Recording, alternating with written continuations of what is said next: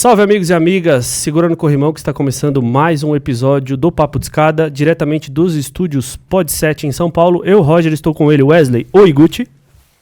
Boa noite. Boa noite. E hoje temos um convidado para lá de especial, certo? Bem-vindo, Arapê Malik. Salve família, como é que estamos? Arapê é músico, escritor, colunista, em primeiríssima mão. Criador de conteúdo. E criador de conteúdo. Veio aqui trocar essa ideia com a gente sobre diversos temas. A gente vai fazer a linha do tempo dele, passar pela carreira.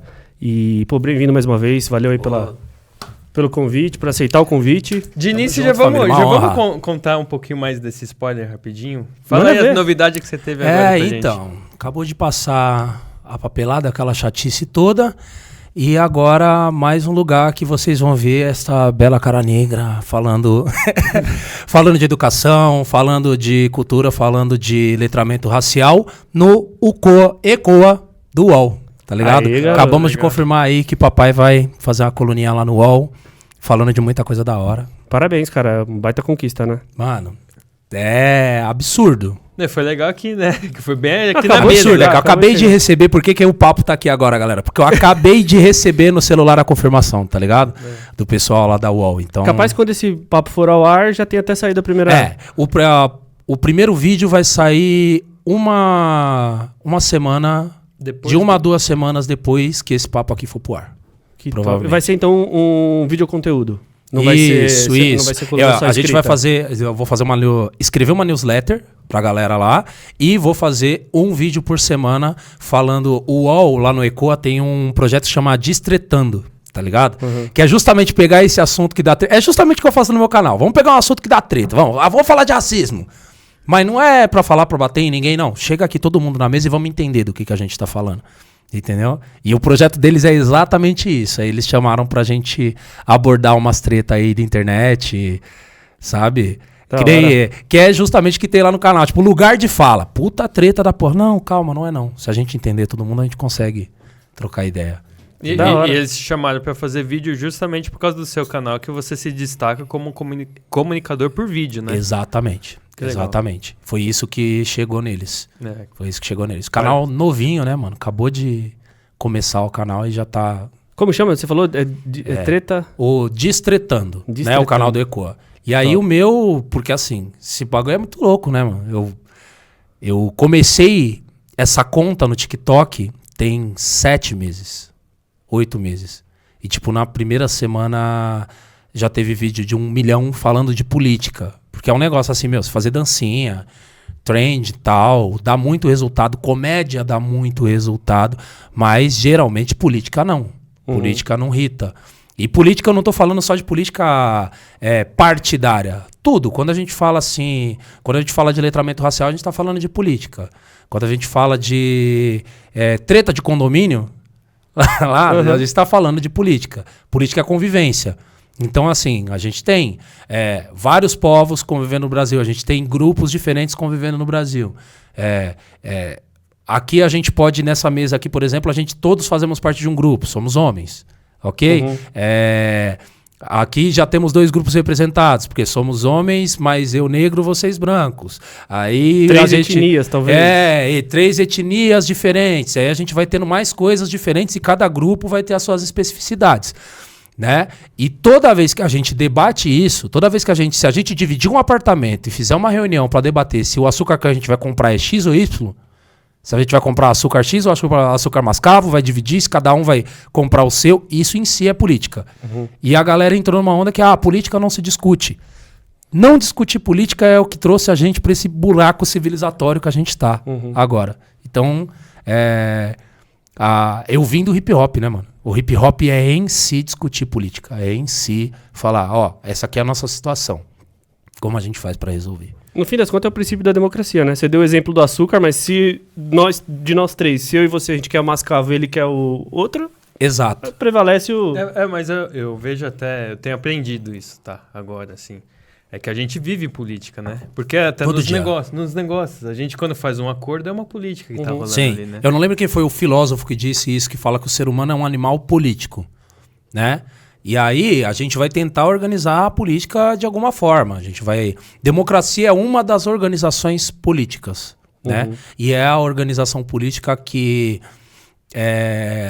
não só, eu diria, que está mais presente hoje no mundo, porque a gente pode questionar isso também, a gente pode questionar os próprios modelos de democracia, mas é o nosso modelo utópico atual.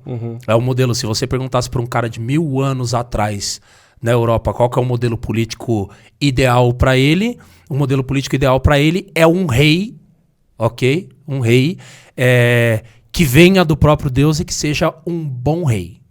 Esse vai ser o modelo político do cara 1000 anos atrás num campo na Europa. Entendeu? É isso que ele acredita que vai levar o país e o povo dele pra frente. Ter um bom rei. E aí vão vir as lendas o Alexandre o Grande, o rei Arthur, essa história do grande líder, né? A gente tá agora vivendo democracia, que é o seguinte, todo mundo tem um voto, ok?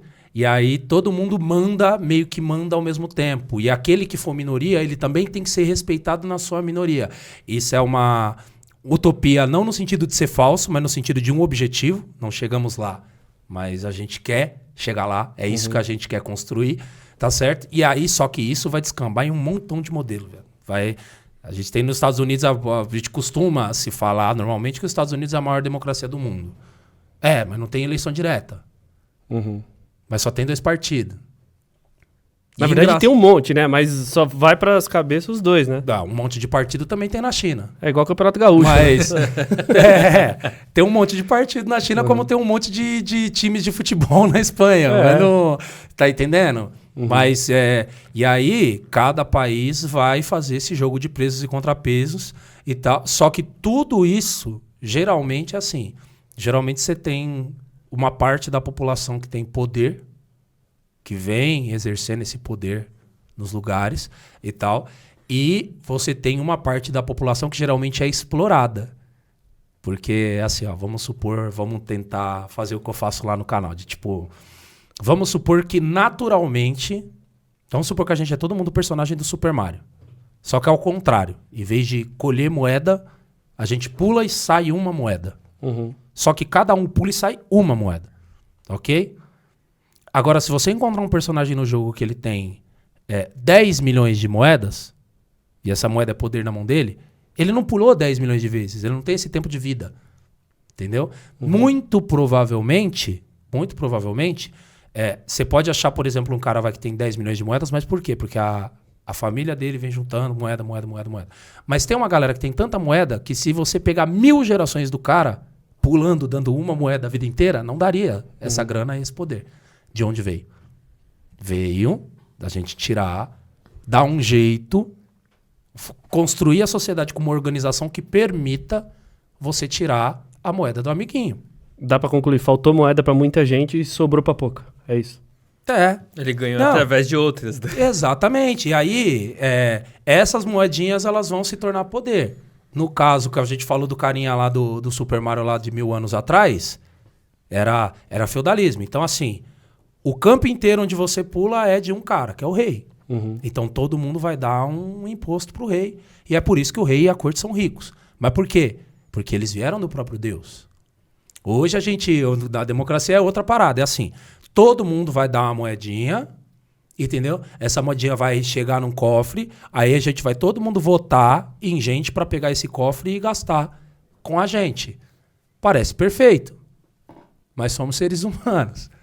Então, é isso, tá vendo? De qualquer parada do Super Mario, da nossa vivência de quebrada, de qualquer coisa, a gente consegue chegar num papo de política e sem ser maçante. Eu acho interessante pra caramba, mano. Mas é mesmo, e considera esse espaço aqui um ambiente dos mais propícios para você falar e transparecer isso, porque acho que você é um puta comunicador e a ideia nossa aqui é multiplicar conhecimento, multiplicar pontos de vista e sem travas e sem paredes, certo? Mas posso fazer uma intervenção aqui? Por favor. Não. Pode ser também. Que boa, bom momento. A Sobril aqui tá com a gente. A Sobril tá com a gente nesse episódio. Não sei se você conhece a Sobril. Não conheço ainda. Fala um pouco da Sobril. A Dani Santos, ela participou aqui do episódio. Ela faz cosmético afros, né? Na verdade é pra trança e dread. Pra trança e né? dread. Nossa, eu sou o público-alvo, mano. Não é de propósito, não é à toa, né? Que a gente tá fazendo não. esse episódio aqui, talvez porque surpresa pra você. Foi a indicação dela, assim, que ela, igual eu te falei já, ela admira muito seu trabalho, assim. Bacana. Muito mesmo, tá? Da hora. Então, assim, você vai ter a oportunidade de conhecer em algum momento, assim, que acho que vai ser bem legal. Agora, começa aí, puxa... A gente quer saber antes. Como você começou, seu histórico de vida. Mano, quantas horas tem de programa aí, diretor? Quantas você quiser. Temos alguma coisa depois ou não? Não temos nada. Mano, então beleza. Bora. Então vamos lá. Eu acho que é assim. Vou fazer igual eu faço lá, né? Pra saber... eu sempre... Toda vez que eu tô escrevendo um roteiro, eu sempre parto do princípio seguinte...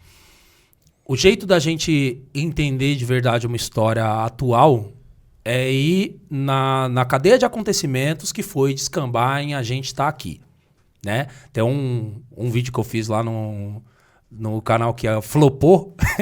Flopou muito, mas eu acho que é uma ótima história, que é um bom exemplo. Brinda comigo aqui, ó. Bora. Saúde. Espera que ele vai pegar agora na aí central ali pra gente fazer um brinde bem mais... É nóis. Vamos lá. Beleza, brindamos. Vocês sabem de onde veio esse costume aqui, esse movimento? Eu não sei. Nem eu. De onde veio o brinde? Tem uma história que é o seguinte. Lá na Europa, no norte da Europa, os nórdicos, os vikings, né? Eles guerreavam por território, por mantimentos, por um monte de coisa, por riquezas. E quando uma tribo ali, uma comunidade fazia paz com a outra, eles davam um banquete para comemorar a paz, né? E como eles produziam cerveja, bebidas, cada um trazia a sua e oferecia a sua para o outro. Assim, a minha tribo agora vai oferecer a nossa cerveja produzida aqui para vocês, porque fizemos paz. Ok? Uhum. Só que alguns caras começaram a usar isso de maneira maldosa, fazia a paz com a outra tribo, fazia um montão de cerveja envenenada, servia a outra tribo e ganhava a guerra desse jeito. Envenenava todo mundo. E como eles bebiam em canecas de osso, de caneca de chifre, caneca de madeira, etc., eles começaram com o costume de eu coloco a minha cerveja para você, você coloca a sua cerveja para mim, a gente bate o copo igual no comercial de cerveja para ela subir e misturar. Se tiver envenenado, morre todo mundo. Caramba. Nossa, que legal essa aí, hein? Tá ligado? Você tá se sentindo bem depois desse brinde ou não? Opa, porque eu sabia já dessa história. Não, brincadeira. Todo mundo bem aqui. A gente não conhecia, não. Sério, cara. Legal saber. Legal. E aí, pra dar aquela no ar, misturar e aquela todo mundo... chuchada. É um negócio que a gente faz toda hora com os amigos, toda vez que a gente tá feliz, toda vez que a gente tá bem, e separados por um milênio e por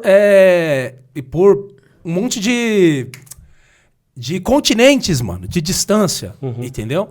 Então, toda vez que a gente quer entender uma história de agora, sempre tem um contexto que criou. Sabe aquela história, se existe regra é porque alguma coisa aconteceu? Sim. Se tem placa é porque tem história, eu gosto dessa.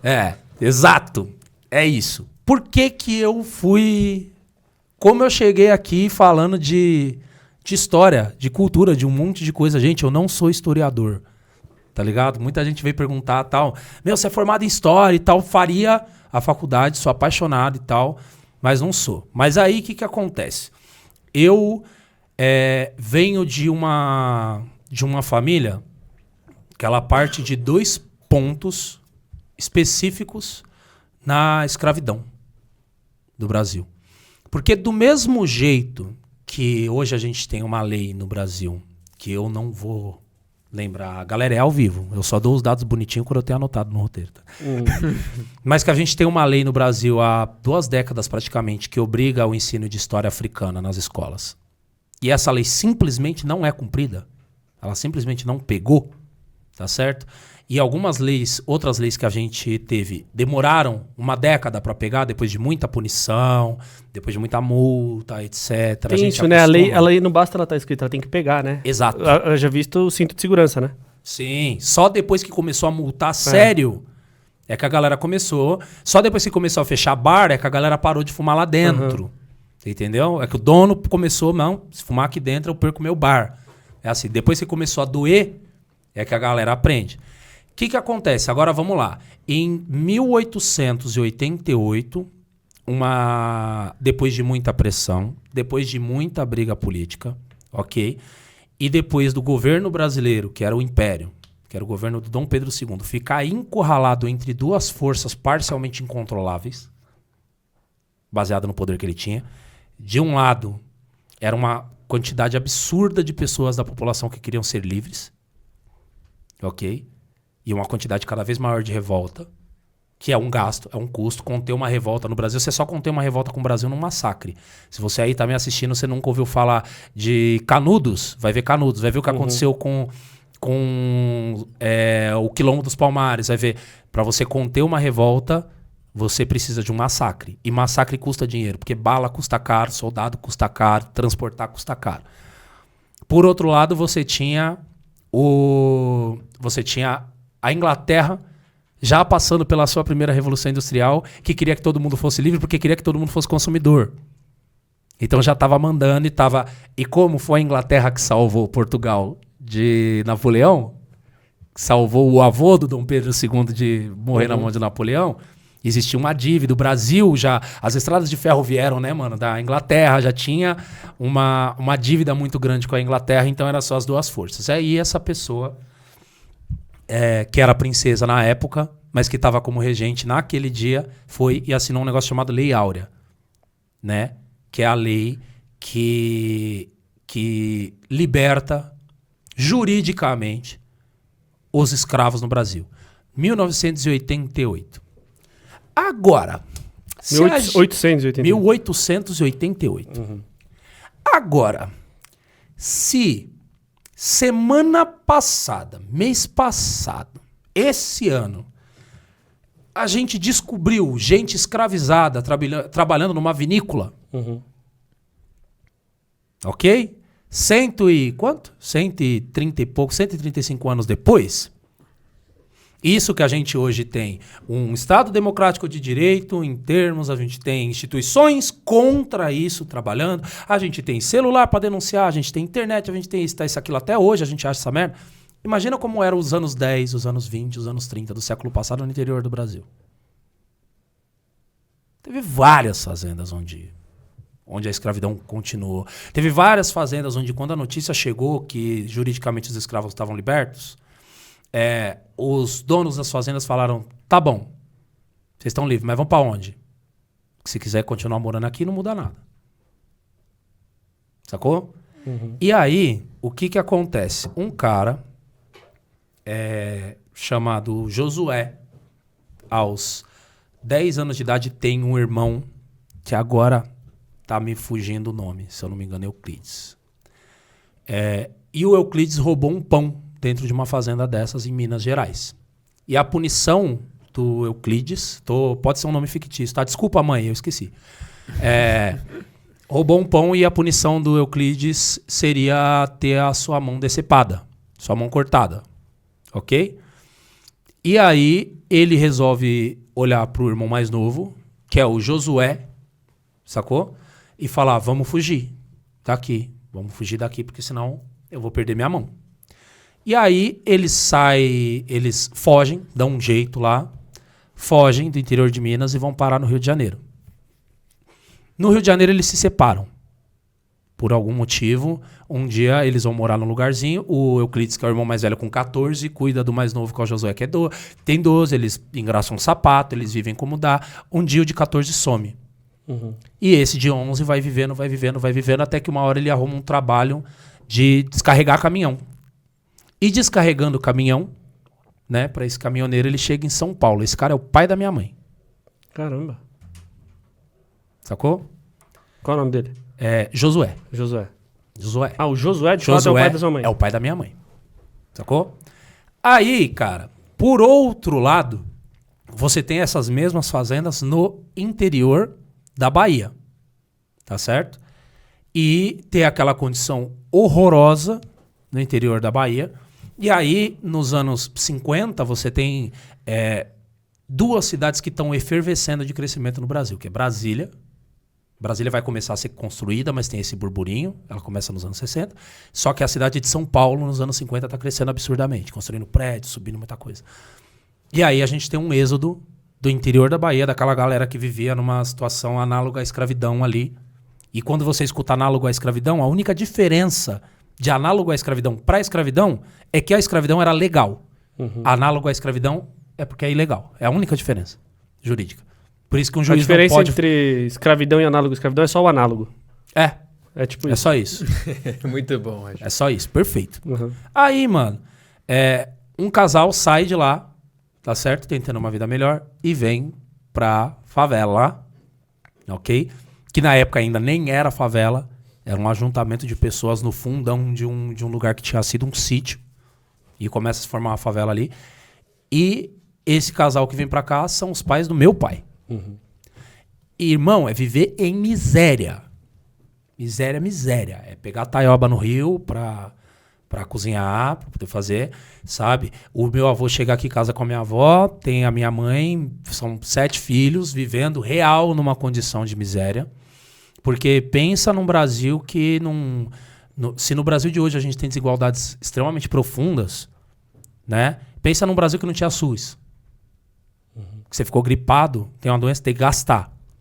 Pensa num Brasil que não tinha o mínimo das ajudas que você tem hoje em dia, de você ter um Bolsa Família quando está passando fome, etc., quando não tem trabalho. Pensa num Brasil que tinha uma taxa de desemprego e de analfabetismo extremamente superior à que a gente tem agora. Então essa foi a infância do meu pai e da minha mãe. Sacou? A minha mãe perde a mãe dela atropelada com 13 anos. Ainda pior. E aí vai trabalhar. Na época, tiraram carteira de trabalho com 12 anos, foram os dois trabalhar. O meu avô, que veio da Bahia com a minha avó, era um cara extremamente violento. E numa dessas sessões de violência, o meu pai, com 15 anos, foi se intrometer para defender a minha avó daquela violência e foi posto para fora de casa. E foi morar na rua. Só que não largou a escola. Então, ele ia para a escola, saía com os amigos, dava umas voltas no quarteirão, depois pulava o muro da escola. E ele se tornou líder do teatro da escola. Então ele tinha a chave do anfiteatro e ele começou a dormir no anfiteatro. A minha mãe entra pro teatro. E é dessa família maluca do encontro do meu pai com a minha mãe no teatro que nascemos eu e meus irmãos. E eu com o filho mais velho. Sacou? Certo. Seus pais se conhecem em que ano, mais ou menos? 1986. E eu nasci em 1987. E quantos irmãos você tem? Eu sou o mais velho de 6. De 6. E aí, mano, o meu pai e minha mãe começaram uma vida nessa miséria, só que a escola e o teatro foram fundamentais para eles. Eu lembro que até 6 anos de idade na minha casa não tinha uma televisão, porque não tinha dinheiro para ter televisão. Não tinha geladeira, não tinha... era um barraco, era, real, favela, periferia, assim, carente de tudo. Mas a minha casa era lotada de livre disco. Onde que era? A gente morava inicialmente, nessa fase da vida com 6 anos, eu morava na Zona Sul, na Pedreira, né? E aí um pouquinho mais tarde eu mudo para uma outra favela, para uma outra região, que é a Zona Leste Itaquera, que é onde fui criado de fato ali. Mas, mano, os dois compravam muito livro em sebo, compravam muito disco. Então, tipo, com 6 anos de idade eu não sabia quem era Xuxa, mas eu sabia quem era Miguel de Cervantes Saavedra, que escreveu o Don Quixote. Eu já tinha lido Negras Raízes, eu já tinha lido Os Três Mosqueteiros do Alexandre de Bois, mano. A favela, loucura, sabe? E a minha mãe tinha muito esse negócio de, tipo assim, a literatura vai salvar meus filhos, mano. Porque a gente morava num lugar que era violência pura, mano. Era chacina todo dia, sabe? Nenhuma, nem 2, nem 3 vezes no lugar onde eu morava eu tive que pular corpo pra ir pra escola. Você tá vindo aqui, ó, com o uniforme da escola. Tem um corpo ali com o jornal, você pula e tal. Era isso. O maior medo da minha mãe era a gente se envolver. A minha mãe e meu pai perderam muitos amigos pro crime. Muitos. Muitos. E o crime começou a fazer parte da vida das pessoas cada vez mais cedo, porque o crime era a única oportunidade de crescimento que se apresentava naquele lugar, mano. Tipo, hoje, quando você troca ideia com uma molecada de tipo 16, 17, 14, 13 e tal, você tem várias oportunidades. Se você pergunta pra galera, e aí, o que você vai fazer na vida e tal, isso, aquilo, essa pessoa vai dizer pra você que ela quer ser youtuber, ou que ela quer ser do rap, ou que ela quer ser outra coisa, ou que ela quer fazer uma faculdade, ou que ela quer fazer design, ou que ela quer fazer isso. Eu quero ser designer de games. Eu quero ser qualquer... Naquela época, Ou era arrumar um trabalho de carteira assinada, e tinha muito esse negócio de, tipo, uma honra em você trabalhar por um salário mínimo por 30 anos numa empresa. Ou era isso, porque isso fazia de você um homem decente. Ok? Ou era, caso você fosse muito bom de música ou muito bom de bola, virar jogador, o sonho do jogador de futebol e o sonho do pagodeiro. Sacou? Ou era o crime. Porque o crime era a única saída para você chegar aos 30, 40 anos de idade tendo um carro, uma casa. E a minha mãe morria de medo da gente. O meu pai e minha mãe de escadinha, assim, ó, uma vez por ano tiveram os 4 primeiros. Eu, Gabriela, Vinícius e Gabriel. Então minha mãe tinha 3 filhos homens que ela morria de medo que fossem bandido e uma menina que ela morria de medo que fosse mulher de bandido. Que era a história dos amigos, que era a história de todo mundo, de quase todo mundo, ou que só se contentassem em viver naquela miséria, mano. Então minha mãe, nossa, viado, sabe, mãe preta de quebrada? Nossa, ela ensinou a gente a ler, mas não foi essa, ai filhinho, vem aqui, vai ler essa merda. A Havaiana voava, né? Mano, você já viu uma Havaiana fazendo curva? Ela devia ter a técnica do efeito. Ela tinha, né? Ela dava mais efeito que o Ronaldinho Gaúcho na Havaiana, não dava não? Não, irmão, você não tá entendendo, sabe? Era desse jeito. E aí a minha mãe foi criando a gente desse jeito. Só que, e aí tem uma historinha que geralmente eu conto, tá num material meu que vai sair ainda, que é assim.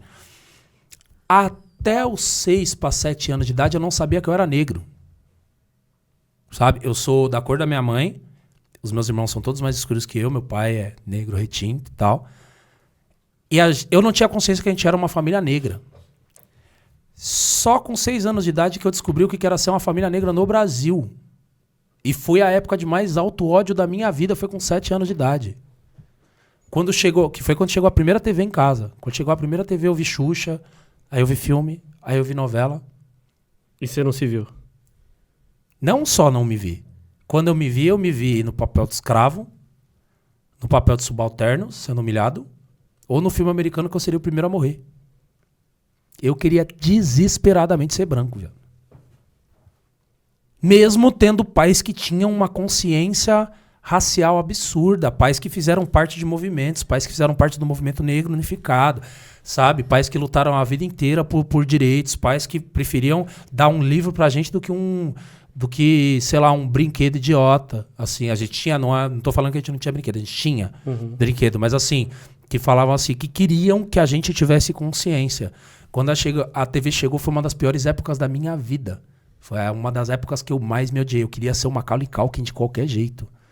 Eu ficava perguntando pra minha mãe com 7 anos de idade com quantos anos eu poderia alisar o cabelo. Tem noção que eu não sou eu?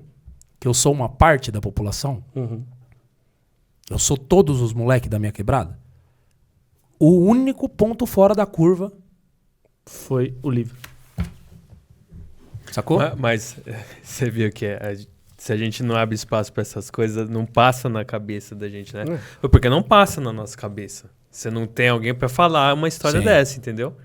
Você vê como é importante, né? Olha a cara do Roger. É foda porque nunca foi uma questão pra gente. Igual a gente falou pra Dani, né? Sim. Aqui. Nunca foi. Eu fico imaginando assim, é como se você visse um espelho que não reflete sua imagem. Sim. Você não ia ficar desesperado? Você pegar um espelho, pôr na sua cara e não se vê? Pior. Imagina um espelho que reflete a sua imagem feio. E aí o feio eu deixo pra cabeça de vocês. Mas assim, você olha no espelho e vê o Fred Krueger. Era isso. Eu realmente, aos 9, 10 anos de idade, até os 10 mais ou menos, eu realmente odiava a minha imagem no espelho. Eu odiava o meu nariz, eu odiava a minha boca, eu odiava o meu cabelo. Realmente, era isso. Que você sonhava como sonho de consumo quando você tinha 8 anos de idade? Era ter um carro de Fórmula 1, era ter um foguete, ser astronauta. O meu sonho de consumo com 8 anos de idade era uma plástica e um alisamento. Nossa. Sacou? E todos os outros estavam na sequência disso. Por quê? Porque a TV ela trouxe uma realidade tão louca pra minha cabeça que que eu comecei a... Por exemplo, eu me identificava com os heróis, por exemplo, com o D'Artagnan, do Alain C.D. Debois, do Três Mosqueteiros. Eu me identificava com aqueles personagens, do nada caiu na minha cabeça que aqueles personagens não eram negros. E olha que muito louco, eu demorei muitos anos pra descobrir que o Alain C.D. Debois é negro. Que o cara que escreveu os Três Mosqueteiros é negro. E que o personagem dele podia muito bem ser negro, mas na minha cabeça caiu que não era. Tipo, não tinha paquita preta, não tinha apresentador preto, não tinha nada em lugar nenhum que fosse negro. Entendeu? A não ser em lugares horrorosos. Aí, mano, o segundo ponto de inflexão que me traz aqui, que me deu a minha profissão, é que um dia meu pai chega em casa, ele estava participando de um projeto, ele chega em casa com uma fita cassete, ele larga lá essa fita cassete. E aí a gente era meio proibido de... Tem uma outra questão de quem vem dessa época minha de periferia, que a gente era proibido de pôr a mão nas coisas, porque era um custo tão grande pra comprar um aparelho de som que as crianças eram proibidas de pôr a mão, mano. Porque senão você vai quebrar, e se quebrar não vai ter outro, tá ligado? Então, assim, só que eu sempre quis sair, todo mundo gostava muito, sempre fui apaixonado por música, então quando saía eu ia lá, pegava os discos, colocava, pegava a fita cassete, pegava um fone de ouvido e ficava escutando. No fone de ouvido, naquele microsystem enorme, eu sentava do ladinho e ficava escutando no fone de ouvido, porque se eu ligasse, alguém ouvia que eu liguei e aí ia dar merda. E aí chegou uma fita em casa, 2 fitas, na verdade. A primeira já tinha 4 anos de lançamento. Eu já tinha ouvido mais ou menos da escola, mas eu nunca tinha ouvido de fato. E a segunda tinha acabado de lançar. Uma se chamava Raio-X do Brasil, Liberdade de Expressão. E a outra se chamava Sobrevivendo no Inferno. Era o 3º e 4º disco do Racionais MC. Aquele bagulho mudou minha vida. Porque eu tava nesse negócio de auto-ódio. O Racionais me explicou por que era daquele jeito. Sacou? E me explicou um outro jeito de ter autoestima. Porque a autoestima que vinha da TV é a autoestima branca, loira, dos olhos azuis. Esse era a autoestima. Esse era o moleque, era o Brad do High School, sacou? Que era o herói do filme da Sessão da Tarde. E que descobria um cometa e que virava um super-herói. E essa era a autoestima que vinha pra gente, criança, na Sessão da Tarde. Na minha época não tinha Super Choque, sacou? Era esse cara. Do nada... eu comecei a ver como heróis os caras da quebrada. Sacou? Aí o meu herói começou a ser um amigo da minha tia que colava lá com Logos, escutando Fulton Street, tá ligado? Com um bombojá, com uma touca, com aquela roupa que tava descrita no disco do Racionais, e que era um cara que era correria, sabe? Mas que ao mesmo tempo ele tinha alguma coisa a dizer. Sabe, ser inteligente. Eu achei o Brau o cara mais inteligente do universo. Quando ele fala, eu sou um preto tipo A e não um neguinho. Eu tava tão acostumado a ser chamado de neguinho, mano. Não sou um neguinho. E aí aquele bagulho, esse acontecimento, ele me fez entrar pro hip hop. Com 10 para 11 anos de idade eu já tava canetando. Já tava compondo as primeiras letras.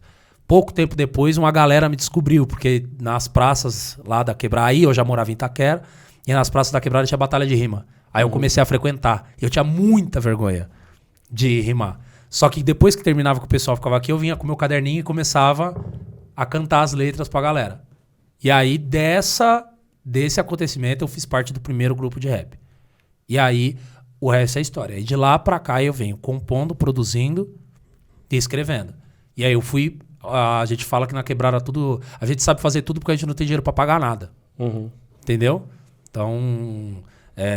eu fui... Apareceu o computador na frente, a primeira vez ali eu devia ter uns 16 anos, 15 anos. A primeira vez que eu vi um programa de produção, que hoje tá lotado na internet, beatmaker e tal, isso, aquilo. A gente tava vendo aquilo a primeira vez, porque na nossa cabeça, pra gravar um disco, a gente tinha que entrar na gravadora, né? Era muito difícil, muito difícil. A gente chegou a fazer beat, mano, sabe como? Gravar o mesmo trecho de uma batida, de uma música, sabe, uma introdução de uma música, numa fita 1000 vezes, mesmo trecho, ok? Aí você desmontava um gravador de fita e você passava assim, você tocava. Então você sabia que começo que a batida começava e que começo que ela terminava, cortava e colava no durex e você ia esticando o durex igual linha de pipa assim pra poder fazer 3 minutos de batida. Haja durex, hein? No dia que chegou, mano, que eu vi MPC, que eu vi, opa, se eu bater aqui tem um boom, se eu bater aqui tem uma caixa... No dia que eu vi no computador, se eu clicar aqui Então você quer dizer que se eu clicar 3 bumbo em uma caixa, que eu consigo fazer?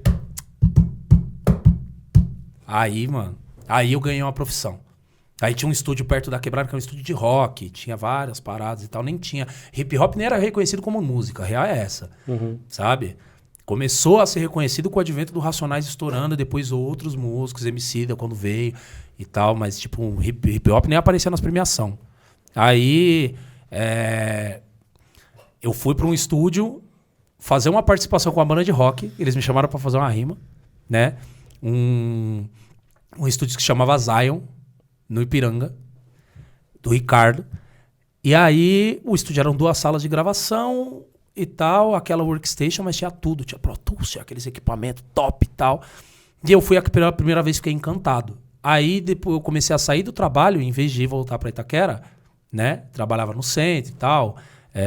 Eu comecei a ir direto pro estúdio e falava pro cara, deixa eu ficar aqui, mano, deixa eu varrer o chão, mano.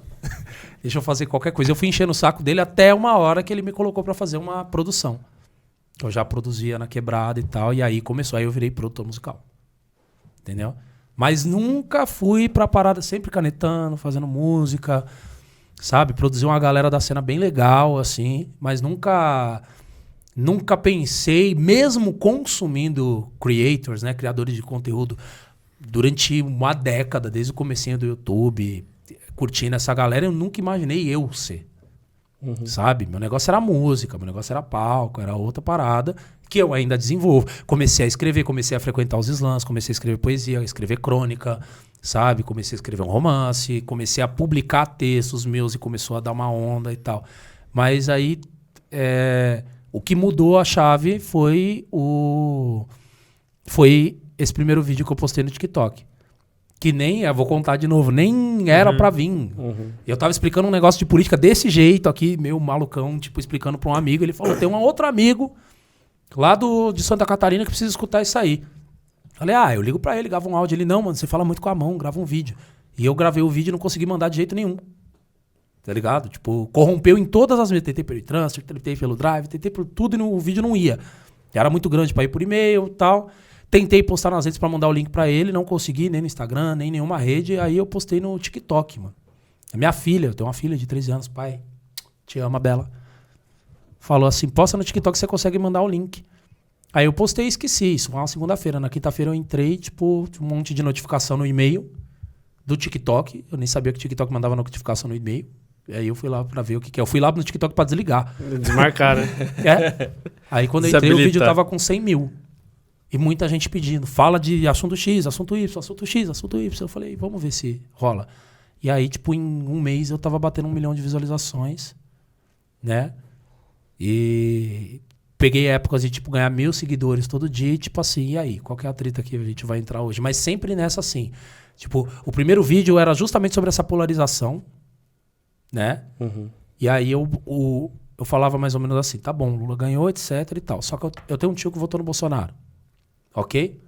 E esse tio que votou no Bolsonaro é uma das melhores pessoas que eu já conheci na minha vida. Pensa num cara trabalhador, honesto, amoroso, gentil, sabe? É um cara que, se eu chegar na idade dele, sendo ele, eu vou ser um cara muito orgulhoso. O tio Cícero, marido da minha tia Fabiana. Um cara incrível. E ele votou no Bolsonaro. E aí, do lado da música, do lado onde eu estava, ok? Pessoas que votaram no Bolsonaro são pessoas horríveis. São fascistas. Do lado do meu tio e da convivência dele lá, pessoas que votaram no Lula são pessoas horríveis. Comunista! Quer comer meu cachorro? Entendeu? E eu falei, galera, isso é uma loucura, nós é tudo igual, todo mundo tem filho, a gente tem opiniões diferentes. Talvez a gente tenha opiniões diferentes baseadas no que a gente estava falando aqui de democracia, de como a gente vai chegar. Ok? Mas na real é todo mundo trabalhador. E aí eu falei, se eu discordo do Bolsonaro, e uma prerrogativa minha discordar do Bolsonaro, ok? E o meu tio votou no Bolsonaro, é porque o Bolsonaro se comunicou com o meu tio melhor do que eu. Só que eu também não posso ir conversar com o meu tio como dono da verdade. Então eu cheguei no meu tio e falei assim, conta pra mim. Quais foram os valores que o Bolsonaro encarnou para que você votasse nele? E Por mais que eu não ache que o Bolsonaro encarne esses valores, eu concordo com todos. Aí eu falei, a gente tem que parar de brigar. E foi esse o mote do vídeo. A gente tem que parar de brigar, a gente tem que começar a se comunicar. Se uma pessoa ruim hoje, com intenções ruins, pode colocar R$1 milhão em impulsionamento de um vídeo, tá? Pra contar uma mentira, e a gente não tem R$1 milhão, a gente precisa de 1 milhão de criadores impulsionando uma verdade. Sacou? E aí começou essa parada. E aí foi tudo acontecendo rápido demais. Aí a galera começou a me chamar pra poder trocar ideia em escola. Aí a galera começou a me chamar pra poder fazer... Aí eu comecei a fazer live, trocando ideia com a galera, sabe? O que eu souber eu explico, o que eu não souber eu falo, galera, não sei, mas tá anotado, na próxima eu vou saber. E aí eu comecei a entregar vídeo e aí começou a acontecer tudo isso daí, mano.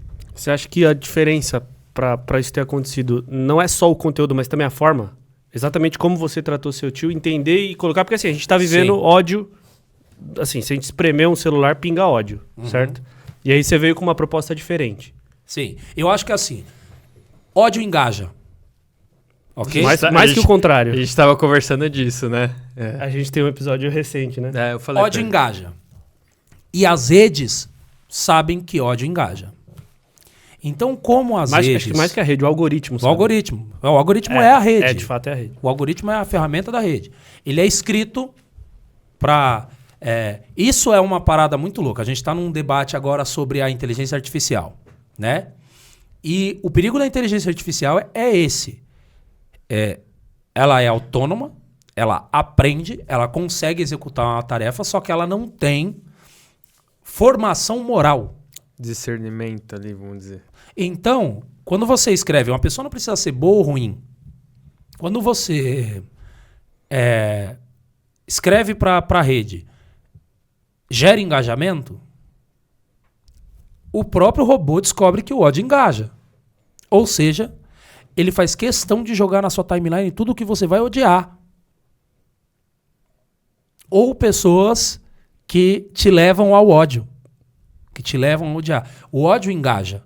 Sacou? Eu falo, mano, esse canal meu é um milagre, mano.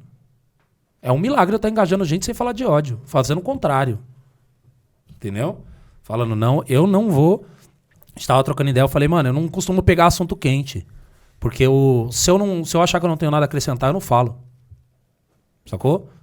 Porque só assim...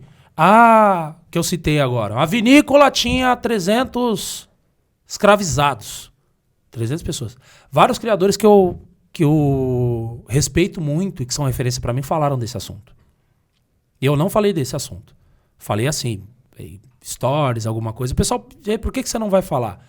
Eu falei, talvez eu fale num outro momento, mas eu vou falar quando eu souber que eu tenho algo a acrescentar que esses criadores não acrescentaram. Só pra surfar essa onda, eu não quero. Custa muito caro fazer um vídeo. Emocionalmente, eu falar de racismo custa muito caro. Sacou? Custa muito tempo. Um vídeo de 9 minutos eu demoro 13 horas, 14 horas pra fazer. Entendeu? Então, por causa de que? Pesquisa? Primeira pesquisa, depois fazer um roteiro sobre o que eu quero falar. E aí, eu tento manter na cabeça o seguinte. Se um moleque de 12 anos da minha quebrada, o meu tio, que tem seus 50 e mora em Jundiaí, cara da roça, né? E uma senhora de 60 anos do interior do Acre não entenderem o vídeo igualmente, ele não tá bom.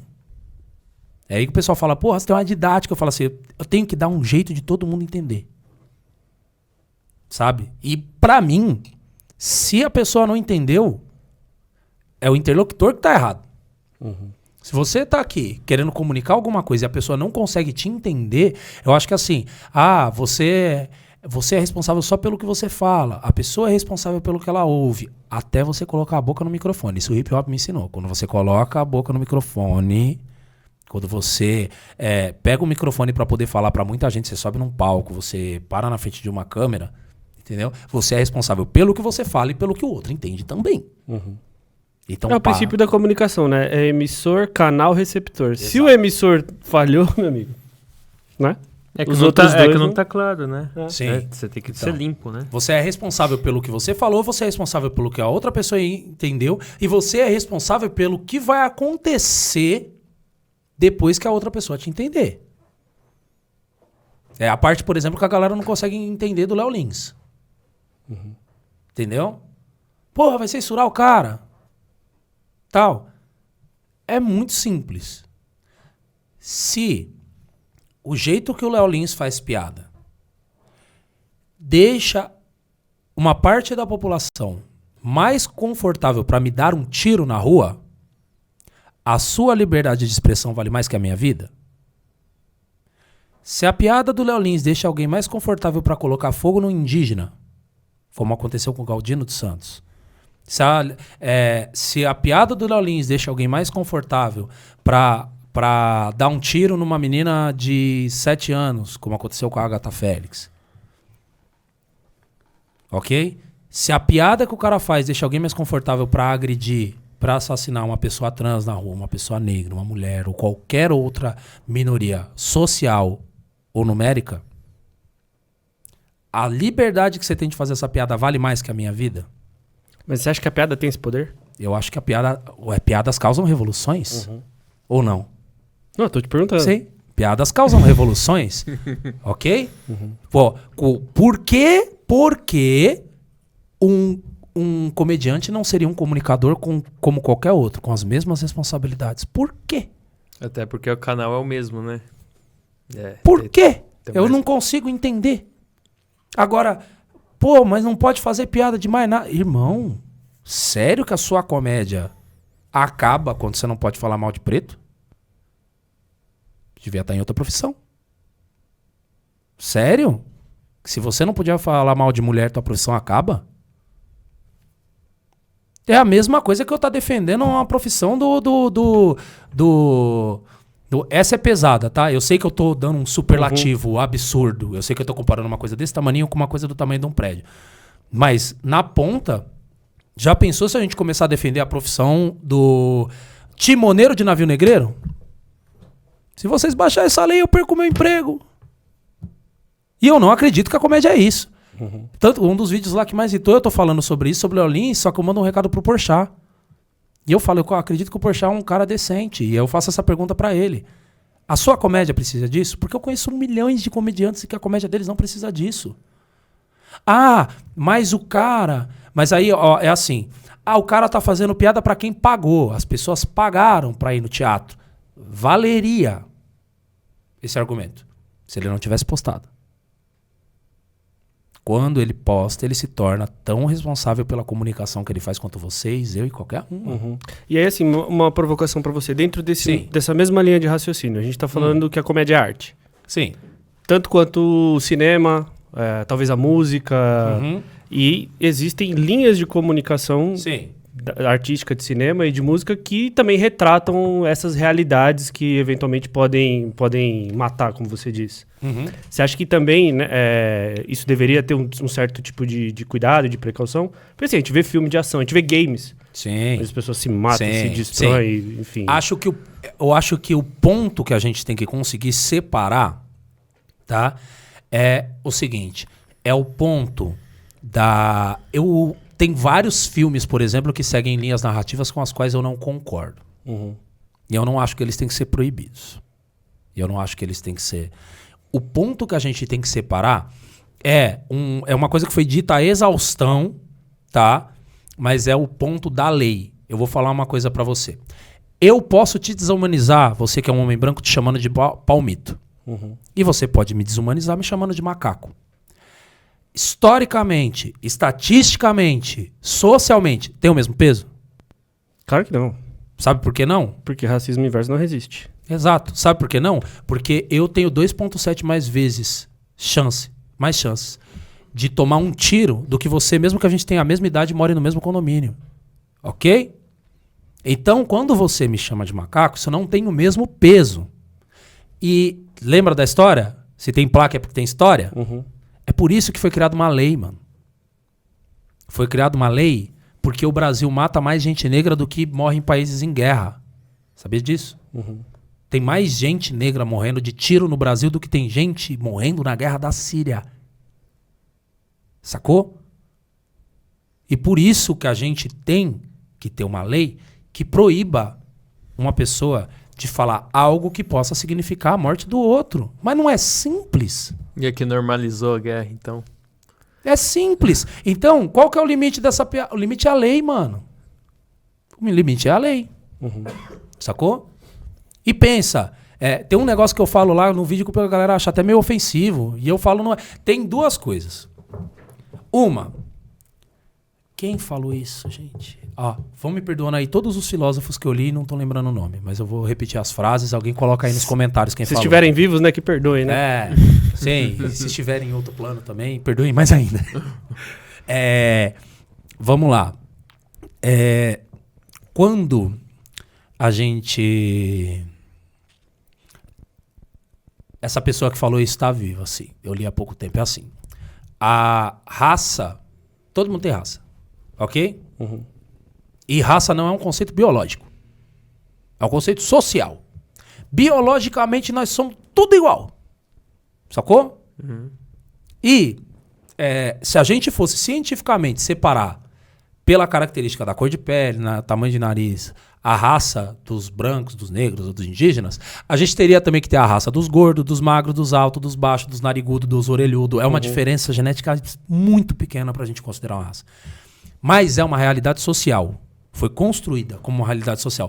Do mesmo jeito que você sabe que você é brasileiro e não é argentino. Você e o argentino são completamente iguais, mas a cultura define vocês. A língua define vocês. Sacou? Do mesmo jeito que você sabe que você não é japonês. Tem consciência que você não é japonês? Que você é brasileiro? Isso é um fato, mesmo que não seja biológico. Então, para todo mundo que fala assim, somos todos da raça humana, parem de falar de raça, tá falando bobagem. Raça é uma construção social. E no Brasil ela é um lugar social. E você acha que ela é passível de desconstrução? Eu acho que tudo é passível de desconstrução. Do mesmo jeito que foi construído, pode ser desconstruído. Talvez em uma geração, talvez em 10, talvez em 100. Mas se alguém fizer um movimento, a gente consegue superar essa merda. E, tá certo? E como todo mundo tem raça, eu tenho raça, vocês têm raça, todo mundo tem raça. Essa filósofa, ela fala que a raça branca é a única raça que é constituída na negação da própria raça. Tanto que assim, quando eu estou, por exemplo, num ambiente de pessoas negras ou de pessoas indígenas, não tem nenhum mal-estar em alguém falar que a gente é negro, que a gente é indígena, que a gente é asiático, etc. BBB. Quando eu falo para uma pessoa branca que ela é branca, você é um homem branco, você é uma mulher branca, causa um mal-estar. E não é da pessoa. É algo construído socialmente. Por isso que a gente tem que parar de ver racismo, por exemplo, como uma parada moral. Como se o racismo fosse algo de quem não tem caráter, de quem é burro, de quem é... Não, gente, é uma estrutura. E a estrutura vai fazer... Eu costumo falar que, tipo, se eu conversar com uma pessoa branca, que seja a melhor pessoa do mundo, por tempo suficiente, em algum momento eu posso pegar ela em alguma fala racista. Do mesmo jeito que se uma mulher conversar comigo tempo suficiente, em algum momento ela vai me pegar numa fala machista. Isso foi construído, nós somos socializados desse jeito. Nossa, eu concordo total com isso. Como que a gente faz? Aí tem uma diferença entre o cara que vai dizer que é red pill e ficar falando mal de mulher na internet, que é a burrice, não entenderam Matrix, nada. Não entenderam Matrix. Eu vou soltar vídeo pra dizer que vocês não entenderam nada do Matrix. Sacou? Ou se eu vou chegar nessa minha amiga e vou falar, Arapê, você foi machista nessa fala aqui. Mano, me explica. Por quê? E por que eu não quero continuar nessa fala? Porque machismo mata mulheres. Simples. Então, não é sobre só a desconstrução. Nem gosto muito dessa palavra desconstrução, que esse negócio de desconstruído. Pra mim, ninguém desconstrói nada. A gente demole as coisas e constrói outras coisas por cima. Às vezes a gente nem demole. Às vezes a gente constrói uma coisa em cima do alicerce que já estava posto. Sacou? Então, a gente tem que superar essas paradas. Ok? Tem um outro filósofo, que eu também não vou lembrar o nome agora, que o meu TDAH tá no nível altíssimo, mas assim, que fala que a raça não é um problema do negro, é um problema do branco. Ok? Quem criou isso foi o branco. Só que foi o branco que tá vivo agora? Não, claro que não. Nenhuma pessoa branca hoje era nascida. Então a gente tem que começar a tirar o moralismo da frente, que é bom, que é malzinho, parar de atacar as pessoas, tá certo? E começar a tratar as coisas de maneira estratégica. E a maneira estratégica é assim, ó. Eu estou falando com vocês, são 2 homens brancos. Vocês concordam com o racismo? Não. Então como que a gente pode trocar ideia pra tentar superar essa merda junto? Ou pelo menos dar um passo pra frente, pra nossa próxima geração dar próximo passo. É isso, mano. Então não adianta eu vir aqui que nem uma galera, tá ligado? Tem uma galera do movimento negro, eu respeito, não concordo, mas que, eu não gosto de branco, eu não... Eu falo, mano, isso não constrói nada. Pra mim, toda vez que o meu discurso fica perigosamente próximo do discurso da Ku Klux Klan, eu acho que eu tô falando alguma merda. Eu ia puxar esse assunto com você, porque a gente só vai caminhar num caminho melhor na comunicação, né? Como um todo, né? Assim, tô falando qualquer tipo de relação. E acho que tá faltando um pouco assim, também quem tá lutando pelos direitos também precisa aprender a lutar também. Não é só comunicar. Não é só o lado, o outro que precisa aprender. Também o comunicar e reivindicar também precisa ser pensado melhor, né? Como ser feito, né? Quando a gente fala de movimento negro, de pessoas que estão lutando no movimento negro, tem 2 pontos. Tem um ponto que é um ponto da dor. É muito difícil cobrar de uma pessoa que se comunique não violentamente quando ela foi violentada a vida inteira. Total. Isso eu aprendi aqui no podcast, tá? É muito difícil. Uhum. Sacou? Mas um animal de estimação também acontece isso. Se ele apanha... Somos animais humanos. E aí eu não tô falando de desumanização, tô falando que a gente é fruto da evolução. Uhum. Sim. Ok? E a gente carrega traumas, a gente carrega dores, a gente carrega instintos. Ok? Então quando... Peraí. Eu acho que eu... Se enroscou aí? Isso, pronto. Deixa isso aqui em cima. Deixa eu puxar pra cá. Acho que a gente faz Quando uma pessoa sofre violências a vida inteira... Vamos lá, eu tenho 35 anos. Sacou? Eu, que nasci em 87, tá? E que fui socializado para a vida adulta ali naquela fase da adolescência entre os anos 90 e os anos 2000. Comecei a trabalhar ainda nos anos 90, comecei a trabalhar muito cedo. Eu já fui mandado subir pelo elevador de serviço. Eu já fui mandado entrar pela porta de serviço. Eu perdi a conta de quantas vezes eu fui perseguido no supermercado. Eu tomei o meu primeiro enquadro aos 12 anos. E sofri a primeira violência policial aos 13 anos. Sacou? Pra quem viveu isso, é muito difícil. Então eu entendo a pessoa que chega e fala, não tô aqui pra ensinar nada pra branco. A internet tá aí, caçem vocês. Eu entendo. Uhum. E não vou discordar dela na posição dela. A minha leitura é que se todos nós fizermos a mesma coisa, fodeu. Você acha que segrega mais? Não é nem sobre segregação, porque segregação é um ponto de quem tem poder. Negros não têm poder para segregar nada. Mas a omissão, talvez? Eu acho que se a gente parar de se comunicar, é uma outra conta, tá? Não é uma conta de colocar a culpa em cima dos pretos. É uma outra conta. É uma conta que é assim, nós temos... Cada um de nós que está aqui com o microfone na frente está formando uma geração. Do mesmo jeito que você provavelmente deve ter mais ou menos a mesma idade que eu, como comunicadores a gente foi formado por Jô Soares, por Serginho Groisman, sabe? Por uma galera que veio comunicando antes da gente. Ok? Tem uma galera que está aqui assistindo a gente agora. Sacou?